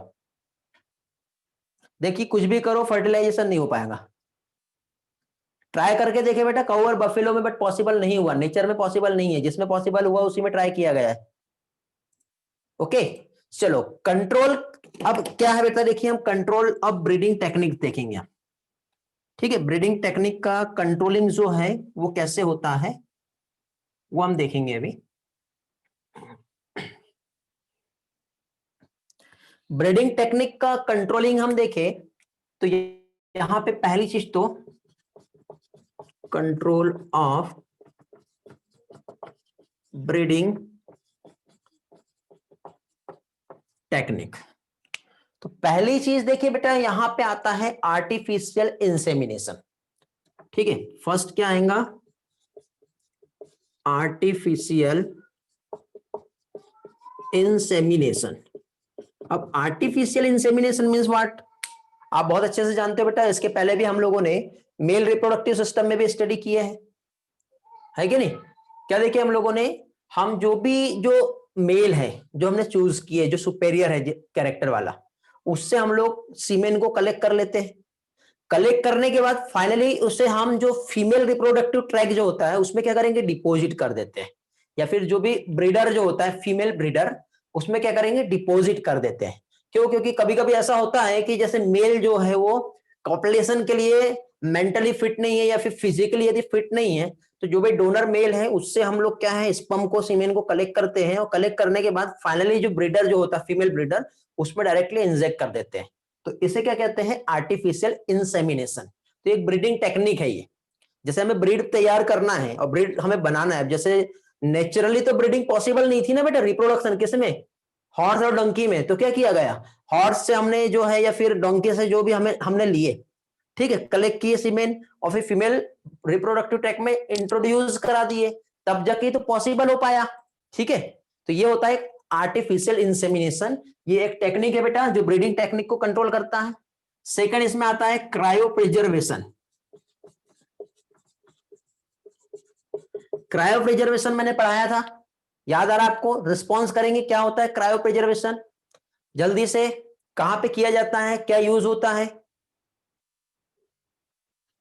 कंट्रोल क्यों करना बता दे रहा हूं बेटा, थोड़ी देर में आपको सारी चीज समझ में आ जाएगी। वेरी गुड बेटा, पॉलन ग्रेन का प्रिजर्वेशन देखे थे हमने। कहां पे करते हैं बेटा, क्या यूज होता है, कितना टेम्परेचर होता है? वेरी गुड बेटा, liquid nitrogen 196 degree Celsius temperature use होता है। ठीक है, इसमें हम प्रिजर्वेशन कर रहे हैं। जो भी गैमेट्स होते हैं ना बेटा, गैमेट्स भी हो सकता है, एम्ब्रियो भी हो सकता है। आपको मालूम है 0 डिग्री पे तो आइस बन जाता है, यहां पे -196 डिग्री, और वो भी क्या चीज?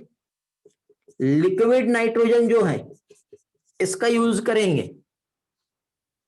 ओके, डीप फ्रीजिंग बोलते हैं। तो इसमें हम लोग गैमेट्स को क्या कर सकते हैं? प्रिजर्व करके रख सकते हैं। ठीक है, अब देखो कंट्रोल करना क्यों जरूरी है।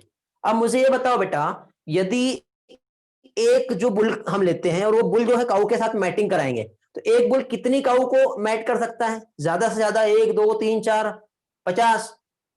बट एक बार जो आर्टिफिशियल इंसेमिनेशन से जो बना हुआ, मतलब जो इंसेमिनेट हुआ, जो सीमेन कलेक्ट किया हमने उस बुल का, एक कलेक्शन से 3000 काऊ को बेटा क्या कर सकते हैं? ब्रीड करा सकते हैं।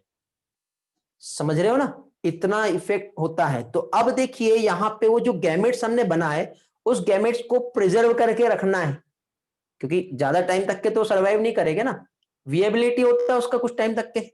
तो वो जो विएबिलिटी है, तो उससे बेटर क्या है, हमको उसको प्रिजर्व करना है, तो क्रायो प्रिजर्वेशन कर दो। फिर इसके बाद बहुत ही इंपॉर्टेंट एक टेक्निक होता है जिसे MOET कहते हैं, multiple ovulation embryo transfer technique. ठीक है, थर्ड टेक्निक आती है बेटा multiple ovulation embryo transfer. Multiple ovulation embryo transfer. तो ये जो मल्टीपल ओव्यूलेशन एम्ब्रियो ट्रांसफर जो टेक्निक्स है, शॉर्ट फॉर्म में क्या है? MOET बोलते हैं इसे, एग्जाम में आता है, याद रखना है। इसमें क्या होता है, जो काऊ होती है, काऊ जो बेटा नॉर्मली यदि हम देखें तो जो एग जो रिलीज करेंगी एक बार में, एक जो साइकिल होता है उसमें ओस्टस साइकिल होता है, पढ़े ना हमने? तो जो एक बार उसमें ओस्टस साइकिल जो हो रही है, तो ओस्टस साइकिल या ईस्टस साइकिल, तो ईस्टस साइकिल में एक बार में सिर्फ एक ही एग आएगी। इससे ज्यादा बना सकती है क्या? नहीं। एक बार वैष्णवी ने मुझसे क्वेश्चन किया था कि काऊ में जो एग का जो फॉर्मेशन होगा उसके लिए क्या चाहिए, क्या होता है? तो बेटा हार्मोनल बैलेंस वहां पे आता है, फॉलिकल स्टिमुलेटिंग हार्मोन जो है उसकी वजह से काऊ में एग का प्रोडक्शन होगा। समझे? तो अभी नॉर्मली जो है, ठीक है, यदि हम इस काऊ की बात करें और नॉर्मली यदि हम देखें, तो 1 एग जो है पर साइकिल जो है प्रोडक्शन हो रहा है। बट हमने यहाँ पे क्या किया बेटा, इस काऊ में फॉलिकल स्टिमुलेटिंग हार्मोन का जो है वो हम लोगों ने ट्रीटमेंट दे दिए। तो जैसे इस काऊ में फॉलिकल स्टिमुलेटिंग हार्मोन प्रोवाइड करता है with the help of injections, injections के थ्रू जब प्रोवाइड करेंगे तो जनरली 6 से लेके 8 एग जो है पर साइकिल जो है ये प्रोड्यूस हो जाएगा।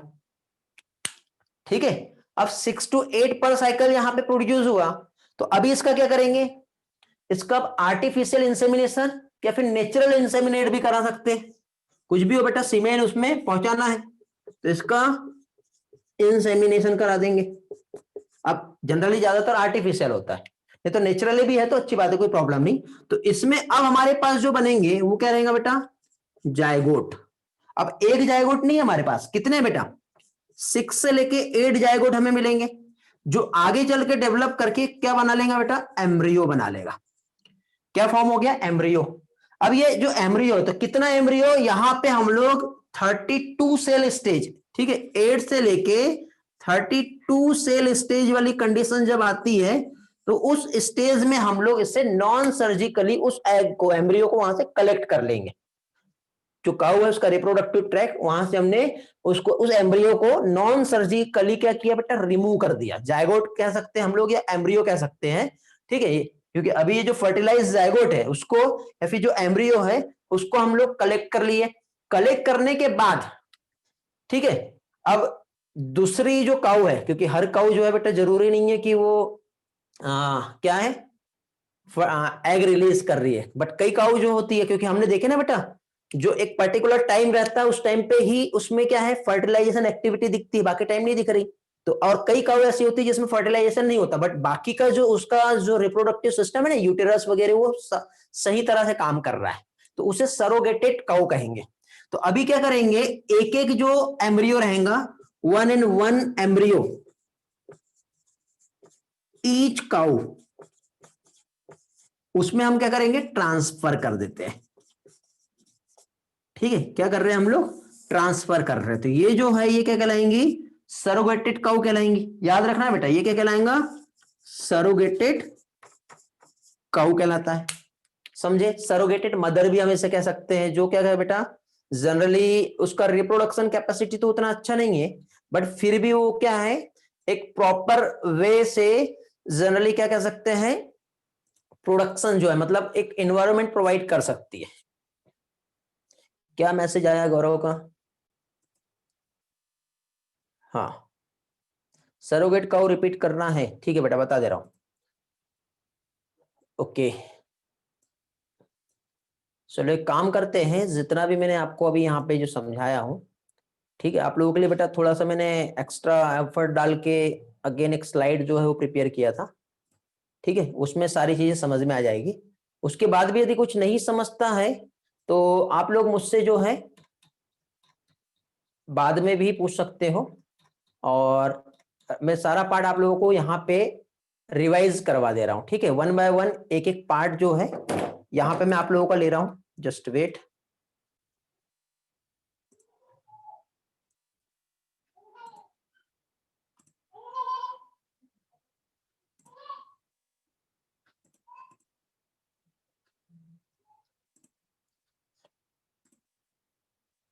ओके, रिस्पॉन्स करेंगे, दिखाई दे रहा हूं मैं प्रॉपरली, स्क्रीन जो शेयर किया हूं दिख रहा है बेटा आप लोगों को,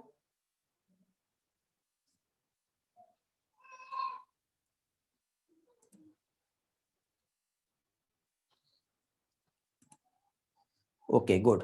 चलो, तो जितना भी पार्ट अभी तक के मैंने आप लोगों को समझाया, एक शॉर्ट में जल्दी से मैं आप लोगों को यहाँ पे एक एक पार्ट जो है बेटा वो रिवाइज करवा दे रहा हूँ, ठीक है। तो ध्यान देंगे बेटा, यहाँ पे देखिए अभी हम लोग जो समझ रहे हैं, हम देख रहे हैं बेटा strategies for enhancement in food production, जिसमें ये हमारा जो है फूड है, अब फूड का इंप्रूवमेंट जो है बहुत जरूरी है, फूड का प्रोडक्शन जो है ये बहुत जरूरी है, ठीक। और फूड का प्रोडक्शन के साथ ही साथ क्या कह सकते हैं हम लोग, यहाँ पे ये जो फूड जो प्रोड्यूस हुआ, जिसमें क्या है बेटा, इसका इंप्रूवमेंट, तो जिसमें हमने क्या देखिए, फ्रूट्स वेजिटेबल्स आता है, सीरियल्स जो कि हम प्लांट से ऑब्टेन करेंगे, इसी के साथ साथ मीट जिसमें चिकन गोट पिग आता है, एग बेटा एनिमल्स ठीक, तो ये डिफरेंट टाइप के जो फूड है इसको हमको क्या है बेटा प्रोड्यूस करना है। तो जिसमें हमारा बायोलॉजी का एक ब्रांच जिसमें क्या आता है बेटा एनिमल हस्बेंड्री। ठीक, तो एनिमल हस्बेंड्री में हम लोगों ने कंसेप्ट समझे थे कि क्या होता है। तो एनिमल हस्बेंड्री में हमने क्या देखा था बेटा, बायोलॉजी का एक ब्रांच जो डील्स करता है, किस चीज को डील्स कर रहा है बेटा, एक जो भी हमारा जो लाइव स्टॉक है उसको किस तरह से प्रोड्यूस किया जाए। उसमें हमने एक ब्रीड, हमने डेयरी फार्मिंग देखे। डेयरी फार्मिंग में हमने क्या समझे थे कि जो भी मिल्क और मिल्क प्रोडक्ट जो है इसका इंप्रूवमेंट करना है। पोल्ट्री में बेटा जो भी हमारे फॉल्स हैं इसका डेवलपमेंट। एपीकल्चर आता है, एपीकल्चर में हमने क्या देखा बेटा, जो हमारा हनी है, ठीक है, इसका प्रोडक्शन। लैक कल्चर, लैक होता है बेटा, एक लैक इंसेक्ट होता है, उससे लैक का प्रोडक्शन होता है, जिससे जो हमारा डेकोरेटिव आर्टिकल जो होते हैं इसका प्रोडक्शन होता है। सेरिकल्चर आता है, सेरिकल्चर में सिल्कवॉर्म जो है ये आएगा। तो सिल्कवॉर्म मैंने बताया था आपको, सिल्कवॉर्म से सिल्क बनता है। और फिशिकल्चर जो है बेटा, जिसमें फिश या जो भी एक्वाटिक एनिमल्स जो है, एक्वाटिक एनिमल्स का क्या होगा इसमें प्रोडक्शन होता है। फिर एक्वाटिक एनिमल्स के प्रोडक्शन के बाद फिर हम लोगों ने यहाँ पे क्या देखे, एक साइंस। और इस साइंस में हमने क्या देखे बेटा, जो क्या कह सकते हैं, डोमेस्टिकेशन। डोमेस्टिकेशन मीन्स वो भी किसका बेटा, जो ब्रीड ऑफ एनिमल्स है उसे हम क्या करें, प्रॉपर वे से क्या कर सकते हैं हम लोग, उसका रेयरिंग कर सकते हैं। तो ये क्या कहलाता है बेटा, हमारा एनिमल हस्बेंड्री। इसके बाद मैंने आप लोगों को लाइव स्टॉक क्या होता है ये समझाया। लाइव स्टॉक में मैंने इकोनॉमिकली बेनिफिशियल जो भी क्या कह सकते हैं एनिमल्स जो होते हैं, जिससे हमें जो प्रोडक्शन मिलता है। एग्जांपल्स यहाँ पे आता है जिसमें कैटल जो है हमारे इंडिया में, ये एक हमारे लिए काफी अच्छा लाइव स्टॉक है, जिससे हमें मिल्क और मीट दोनों भी मिलता है। जनरली मिल्क जो है वो ज्यादा इंपॉर्टेंट है। ठीक, तो ये इकोनॉमिकली जो बेनिफिशियल एनिमल्स जो है ये इसमें आता है। फिर इसके बाद हम लोगों ने नेक्स्ट जो देखे थे, इनसे जो जनरली जो लाइव स्टॉक है इससे जो प्रोडक्शन मिल रहा है, कुछ प्रोडक्ट्स जो हमें मिलते हैं। नॉट ओनली मीट, मीट के साथ एग भी मिलता है, एग के साथ ही साथ हमें मिल्क भी मिल रहा है, लेदर भी मिल रहा है, हनी भी हमें मिल रहा है, लैक का प्रोडक्शन भी जो है हमें यहाँ पे जनरली मिलता है। ठीक है, फिर इसके बाद जो है यदि हम जनरली वर्ल्ड की पॉपुलेशन देखें, ठीक है, डे बाय डे बढ़ते जा रही है। इसके बाद हमारा जो लाइव स्टॉक देखे तो वर्ल्ड में बेटा यदि देखे तो सिर्फ 30% रहने के बाद भी वो 75% जो है प्रोडक्शन ले रहे हैं। लेकिन हमारे इंडिया और चाइना दोनों का मिला के 70% जो है लाइव स्टॉक अवेलेबल है। और इतना लाइव स्टॉक अवेलेबल होने के बाद भी, टोटल पॉपुलेशन की बात हो रही है, तो इतना रहने के बाद भी हम लोग सिर्फ और सिर्फ ओनली कितना 25% ही प्रोडक्शन जो है यहाँ पे ले पा रहे हैं। और इसका सबसे बड़ा रीजन यही है कि हमारे पास जो है प्रॉपर जो टेक्निक्स है, जो प्रैक्टिसेस होती है वो अवेलेबल नहीं है। ठीक है, कुछ ऑब्जेक्टिव्स यहाँ पे मैंने आप लोगों को बताया था। इस ऑब्जेक्टिव्स में मैंने आप लोगों को यहाँ पे जो समझाया था, क्या चीज बेटा, हम जो ये स्टडी कर रहे हैं तो इसमें हमको क्या बेटा इंक्रीज करना है कि यह चीज यील्ड किसी भी टाइप के प्रोडक्ट का, साथ ही साथ इंप्रूव जो क्वालिटी है किसी भी प्रोडक्ट की, उस क्वालिटी को इंप्रूव करना है। डिसीज रेजिस्टेंस एनिमल जो है वो हमें मिले, इसलिए हम ये सारी चीजें कर रहे हैं। ब्रीड और स्पीसीज क्या होता है ये मैंने समझाया था, जिसमें सिमिलर ग्रुप ऑफ एनिमल्स जो होता है ये ब्रीड कहलाता है। और स्पीसीज में जो है बेटा जो नेचुरली सिलेक्टेड है, ठीक है, जिनके बीच में इंटरमैटिंग होती है। फिर हमने टाइप्स ऑफ ब्रीडिंग देखे, हाइब्रिडाइजेशन जिसमें इनब्रीडिंग समझाया। इनब्रीडिंग मतलब ब्रीडिंग विद सेम ब्रीड, ठीक है, जिसमें किसी भी टाइप के कॉमन एंसेस्टर्स जो है वो नहीं है। तो ये जो है कॉमन एंसेस्टर, सॉरी कैसे, इन ब्रीडिंग में कॉमन एंसेस्टर्स रहेगा बट आउट ब्रीडिंग में कॉमन एंसेस्टर्स नहीं होता। तो इससे रिलेटेड मैंने आप लोगों को यहाँ पे ये क्रॉस बताया था बेटा, दो यहाँ पे जो एक स्पीसीज है, जैसे कि फॉर एग्जांपल हम बुलडॉग का स्पीसीज ले रहे हैं और उन्हीं के बीच में उनके बच्चे और उनके बच्चे के बीच में क्रॉस करा रहे हैं, बट यहाँ पे कॉमन पेरेंट्स जो है वो कैसे है, कॉमन है, ये कहलाएगा इनब्रीडिंग। आउटब्रीडिंग में क्या होगा बेटा, पेरेंट्स कॉमन नहीं रहेगा 4 to 6 जनरेशन तक के, जिसका 3 टाइप होते हैं। जिसमें फर्स्ट टाइप मैंने बताया आपको आउट क्रॉसिंग। आउट क्रॉसिंग मतलब यहाँ पे क्या है, ब्रीड जो है वो सेम है, मतलब बुलडॉग का ही है, बट एंसेस्टर जो रहेगा वो क्या रहेगा, सेम नहीं रहता है। तो इसे क्या कहेंगे, आउट क्रॉसिंग कहेंगे। ठीक है, फिर इसमें मैंने आप लोगों को ये भी बताया था कि जो ब्रीडिंग हो रही है, तो ब्रीडिंग में पहली चीज तो इन ब्रीडिंग का कुछ बेनिफिट, होमोजाइगोसिटी हमें इंक्रीज होगी, सुपेरियर जो लोकल कैरेक्टर्स है वो रिटेन हो जाएंगे, और प्योर लाइन हमें यहाँ पे प्रोडक्शन इसका मिल जाएगा। लेकिन साथ ही साथ यहाँ पे इस तरह से जो जीनोटाइप हम देखें, तो यदि ये कंडीशन मिली तो कोई प्रॉब्लम नहीं, बट ये कंडीशन मिली तो रिसेसिव कैरेक्टर या कोई रिसेसिव डिसऑर्डर है तो उभर के सामने आ जाते हैं। या कंटिन्यूअसली इनब्रीडिंग कराया जाए तो इनब्रीडिंग डिप्रेशन हो जाता है, और इनब्रीडिंग डिप्रेशन मतलब फर्टिलिटी रिड्यूस हो जाता है और प्रोडक्टिविटी भी रिड्यूस हो जाता है, जिसकी वजह से क्या होता है बेटा, continue due to continue inbreeding. ठीक है, कब हो रहा है ये, कंटिन्यूअस इनब्रीडिंग किया जाता है उस टाइम पे होता है। फिर मैंने इसी के साथ साथ आप लोगों को यहाँ पे इनब्रीडिंग डिप्रेशन को कम करना है, ओवरकम करना है, तो उसके लिए एक टेक्निक होती है जिसे क्या कहते हैं बेटा, आउट क्रॉसिंग। तो यहाँ पे आउट क्रॉसिंग किया जाता है, समझे। तो यहाँ पे ये एक पेरेंट्स है बेटा और ये दूसरा पेरेंट्स है, ब्रीड सेम है, ठीक है, बट यहाँ पे स्पीसीज सेम है, ब्रीड भी सेम है, बट कॉमन एंसेस्टर्स इधर था तो ये इनब्रीडिंग था, ये कॉमन एंसेस्टर इधर था तो ये भी इनब्रीडिंग था, बट ये दोनों के अलग अलग पेरेंट्स के बीच में जब क्रॉस हो रहा तो ये आउट क्रॉसिंग हो गया। ठीक है, अभी समझ में आ रहा होगा आपको अच्छी तरह से। एग्जाम्पल मैंने बताया था आपको, साहिवाल काऊ, ठीक। फिर क्रॉस ब्रीडिंग हमने देखे थे, क्रॉस ब्रीडिंग में बेटा हमने टू डिफरेंट ब्रीड के बीच में मैट कराए थे, जैसे कि हमने बुलडॉग ले लिए, बुलडॉग के साथ ही साथ यहाँ पे हमने जर्मन शेफर्ड ले लिए, ठीक है।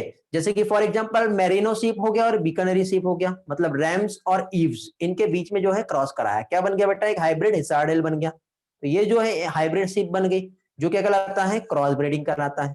फिर इसके बाद नेक्स्ट जो है मैंने अभी आप लोगों को जो समझाया वो क्या बताया बेटा, interspecific hybridisation. Interspecific hybridisation में क्या है बेटा, टू डिफरेंट स्पीसीज के बीच में मैटिंग हो रहा है, डंकी हो गया और हॉर्स हो गया, मतलब जैक और मेयर, इनके बीच में जब क्रॉस होगा तो क्या बन जाएगा, म्यूल फॉर्म हो जाएगा।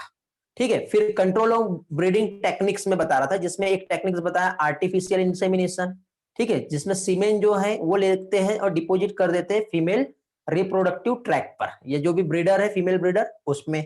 क्रायो प्रिजर्वेशन बताया, जिसमें गैमेट्स को हम प्रिजर्व कर रहे हैं -190 डिग्री सेल्सियस टेम्परेचर और लिक्विड नाइट्रोजन लेकर के।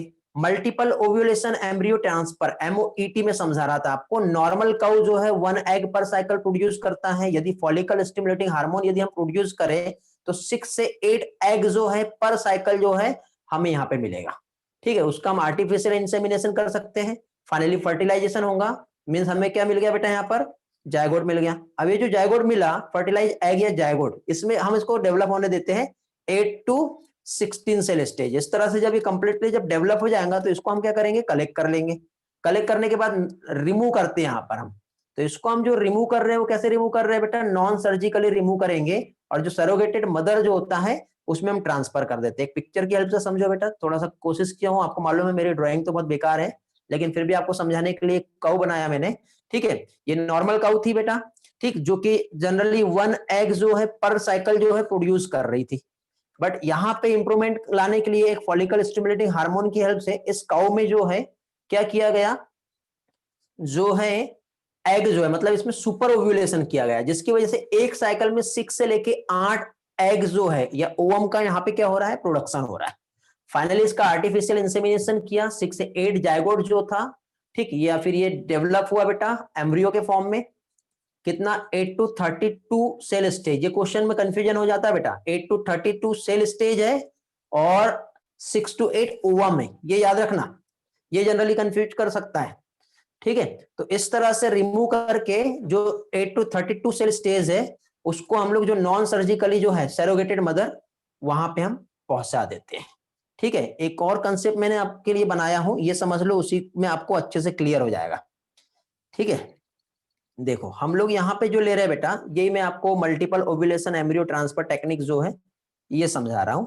तो यहाँ पे देखिए हम लोगों ने जो है क्या किए, एक डिजायर मेल लिए, डिजायर मेल मतलब ये बुल लिए हमने, और एक डिजायर फीमेल लिए मतलब काउ। तो मेल जो हम ले रहे हैं वो कैसे ले रहे हैं बेटा, डिसीज से रेजिस्टेंस है ये, और हाई मीट क्वालिटी वाला जो है होना चाहिए, जो बुल हम जो सिलेक्ट कर रहे हैं वो डिसीज रेजिस्टेंस और हाई मीट क्वालिटी वाला होना चाहिए।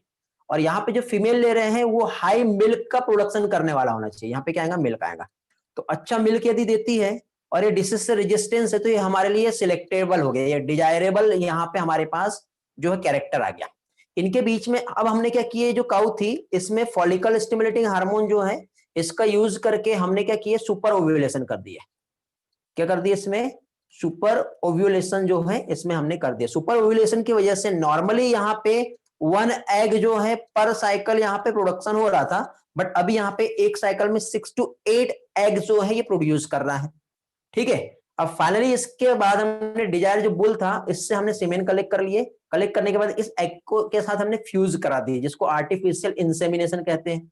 या फिर हमने जो प्रिजर्व करके रखे बेटा जो बुल का, ठीक है, जरूरी नहीं कि हर टाइम पे हमें मिले, तो हमने जो बुल नहीं मिला तो क्या करेंगे, तो हमने क्या किया बेटा, प्रिजर्व करके रखे हमने जो भी सीमेन उसको लेंगे, समझ गए। वो लेने के बाद फाइनली अभी यहां पर हम लोग क्या कर रहे हैं, हम लोग यहाँ पे आर्टिफिशियल इंसेमिनेशन कर रहे हैं, जिससे एम्ब्रियो जो है इनसाइड द काउ वहां पे पहुंचा दिए।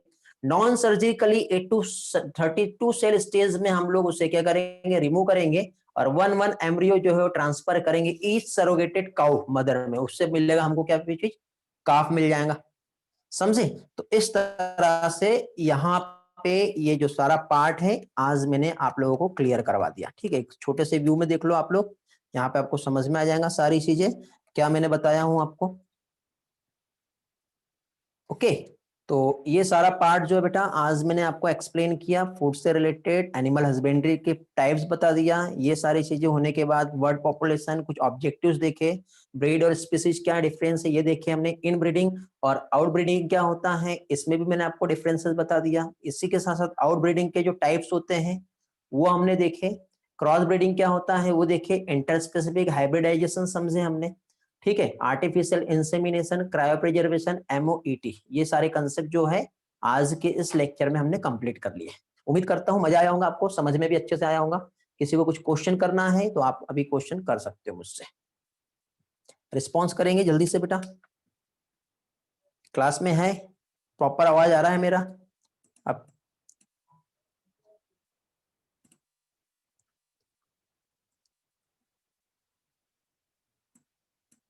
क्या क्या बोल रहे हो बेटा, 1 minute just wait, chat site किधर गया, पूरा समझ में आ गया आज का, वेरी गुड। सरोगेटेड काउ मतलब बेटा जो एग, जो एम्ब्रियो है उसको कलेक्ट कर सकती है। हाँ बेटा, ओके गौरव, 10 मिनट के बाद कॉल कर लेना मुझे। आप समझ गए Aishwarya, very good. Aniket, PDF मिल जाएगा बेटा, डोंट वरी, टेंशन ना लो, पूरा पूरा समझ में आ गया। हाँ बेटा ये सेंड कर दूंगा निधि। हाँ रिवीजन प्लान समझा देता हूँ, एफएसएस का कोई साइड इफेक्ट नहीं है बेटा, वो सुपर ओवुलेशन में हेल्प करता है, मजा आया, वेरी गुड, थैंक यू बेटा मेरा लाली। सार डेल होगा बेटा, हर साइज मीन्स ने क्या होता है ये नहीं बताया मैंने। ओके बेटा अनिकेत,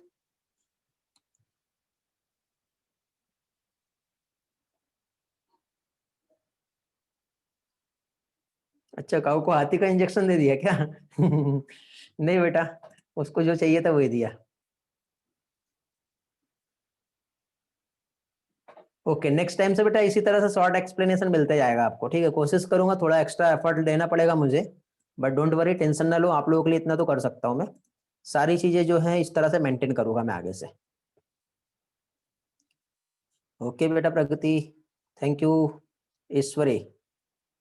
हाँ बेटा 6 to 8 एग ही पर साइकिल जो है वो हो सकते हैं एफएसएस के इंट्रोडक्शन के बाद।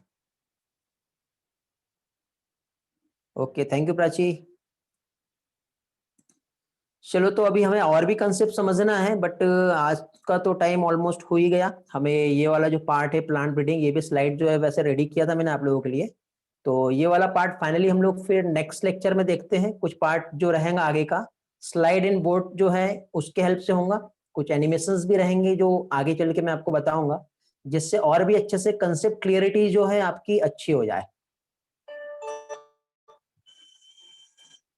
ओके, किसी के कुछ डाउट्स, कुछ क्वेरीज, कुछ क्वेश्चंस है तो आप लोग पूछ सकते हो, अदरवाइज रिवीजन प्लान क्या है बता दे रहा हूं मैं। रिवीजन प्लान ऐसा है कि जैसे कि फॉर एग्जांपल मैंने आप लोगों को कल एक टेस्ट दिया था, ओके, तो कल के टेस्ट में मैंने आप लोगों को जो हमारे इस ग्रुप में मैंने आपको जो टेस्ट जो प्रोवाइड किया बेटा, ठीक है, नीट अपडेट या ये वाला जो ग्रुप है इसमें टेस्ट जो प्रोवाइड किया, साथ ही साथ मैंने आप लोगों को एक पिक्चर्स के फॉर्म में आप लोगों को एक जो है शेड्यूल दिया हूं, ठीक है। और ये जो शेड्यूल है इस शेड्यूल में मैंने आप लोगों को यहाँ पे क्या चीज बेटा, वहां पे दिया हुआ है टेस्ट 1 है, टेस्ट 2 है, 3 है, 4 है, 5 है, ठीक है। तो वो टेस्ट 1 में जो रहेंगे जो भी टॉपिक रहेंगे वो दिए हुए हैं बायोलॉजी के सिर्फ, टेस्ट 2 में जो भी टॉपिक रहेंगे वो दिए हैं, टेस्ट 3 में जो भी टॉपिक रहेंगे वो दिए हुए हैं, ठीक है। तो इस तरह से जो भी टॉपिक वहां पे आपको दिखाई दे रहे हैं उसके अकॉर्डिंग बेटा शेड्यूलिंग रहेंगी। मैं सिर्फ आपको 2 दिन पहले या फिर ग्रुप में ही अनाउंस कर दूंगा कि शेड्यूल में सबसे पहले कौन सा लूंगा। ये जरूरी नहीं कि टेस्ट 1 है तो पहले लूंगा। अभी मैंने आपका शायद टेस्ट 3 जो है उसका टेस्ट पेपर दिया हूं। बहुत से लोग मुझे बेटा रिस्पॉन्स कर दिए हैं, ठीक है, किस चीज को लेकर के, जो टेस्ट होने वाला है उससे रिलेटेड आप लोगों ने मुझे रिस्पॉन्स किए, ठीक। नहीं किए हैं और जो लोग नहीं ज्वाइन हुए हैं बेटा तो फिर से ज्वाइन हो जाओ टेलीग्राम इंस्टॉल करके नीट अपडेट पर, वहां पे आपको डेटा मिल रहा है। और यहाँ पे पास्ट जितना भी जो आपके वीडियो और पीडीएफ है वो पोस्ट कर दिया हूं मैंने, यहाँ से आप लोग कलेक्ट कर लो। किसी को कुछ नहीं समझा है तो आप पूछ सकते हो।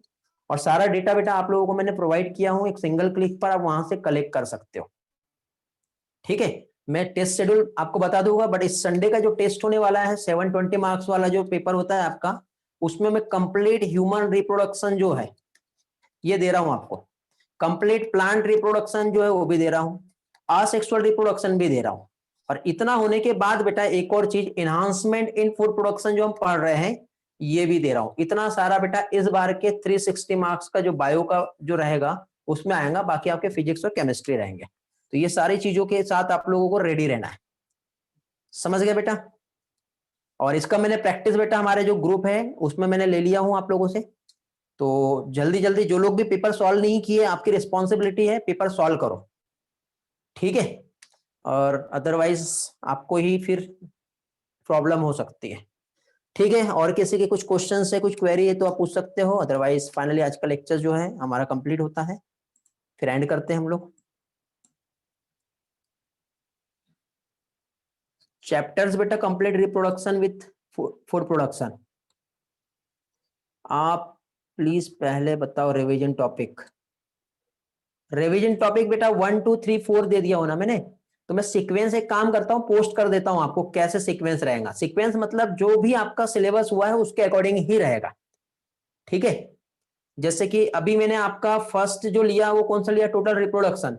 तो सेकंड जो रहेगा वो सेल बायोलॉजी और प्लांट फिजियोलॉजी वाला पार्ट लूंगा मैं, ठीक है।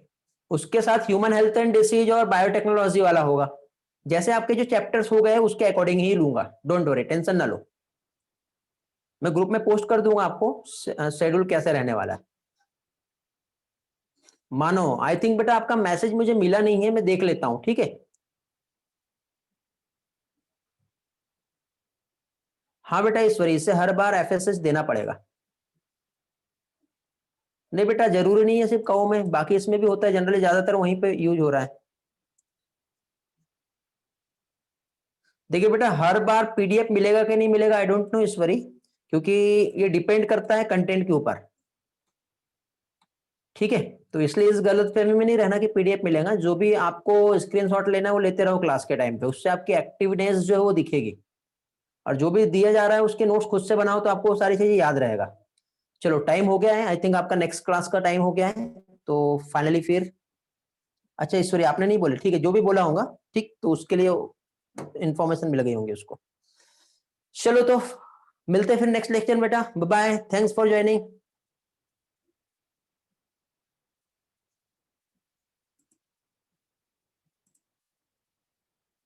ओके बेटा, thank you, thanks to all, bye bye.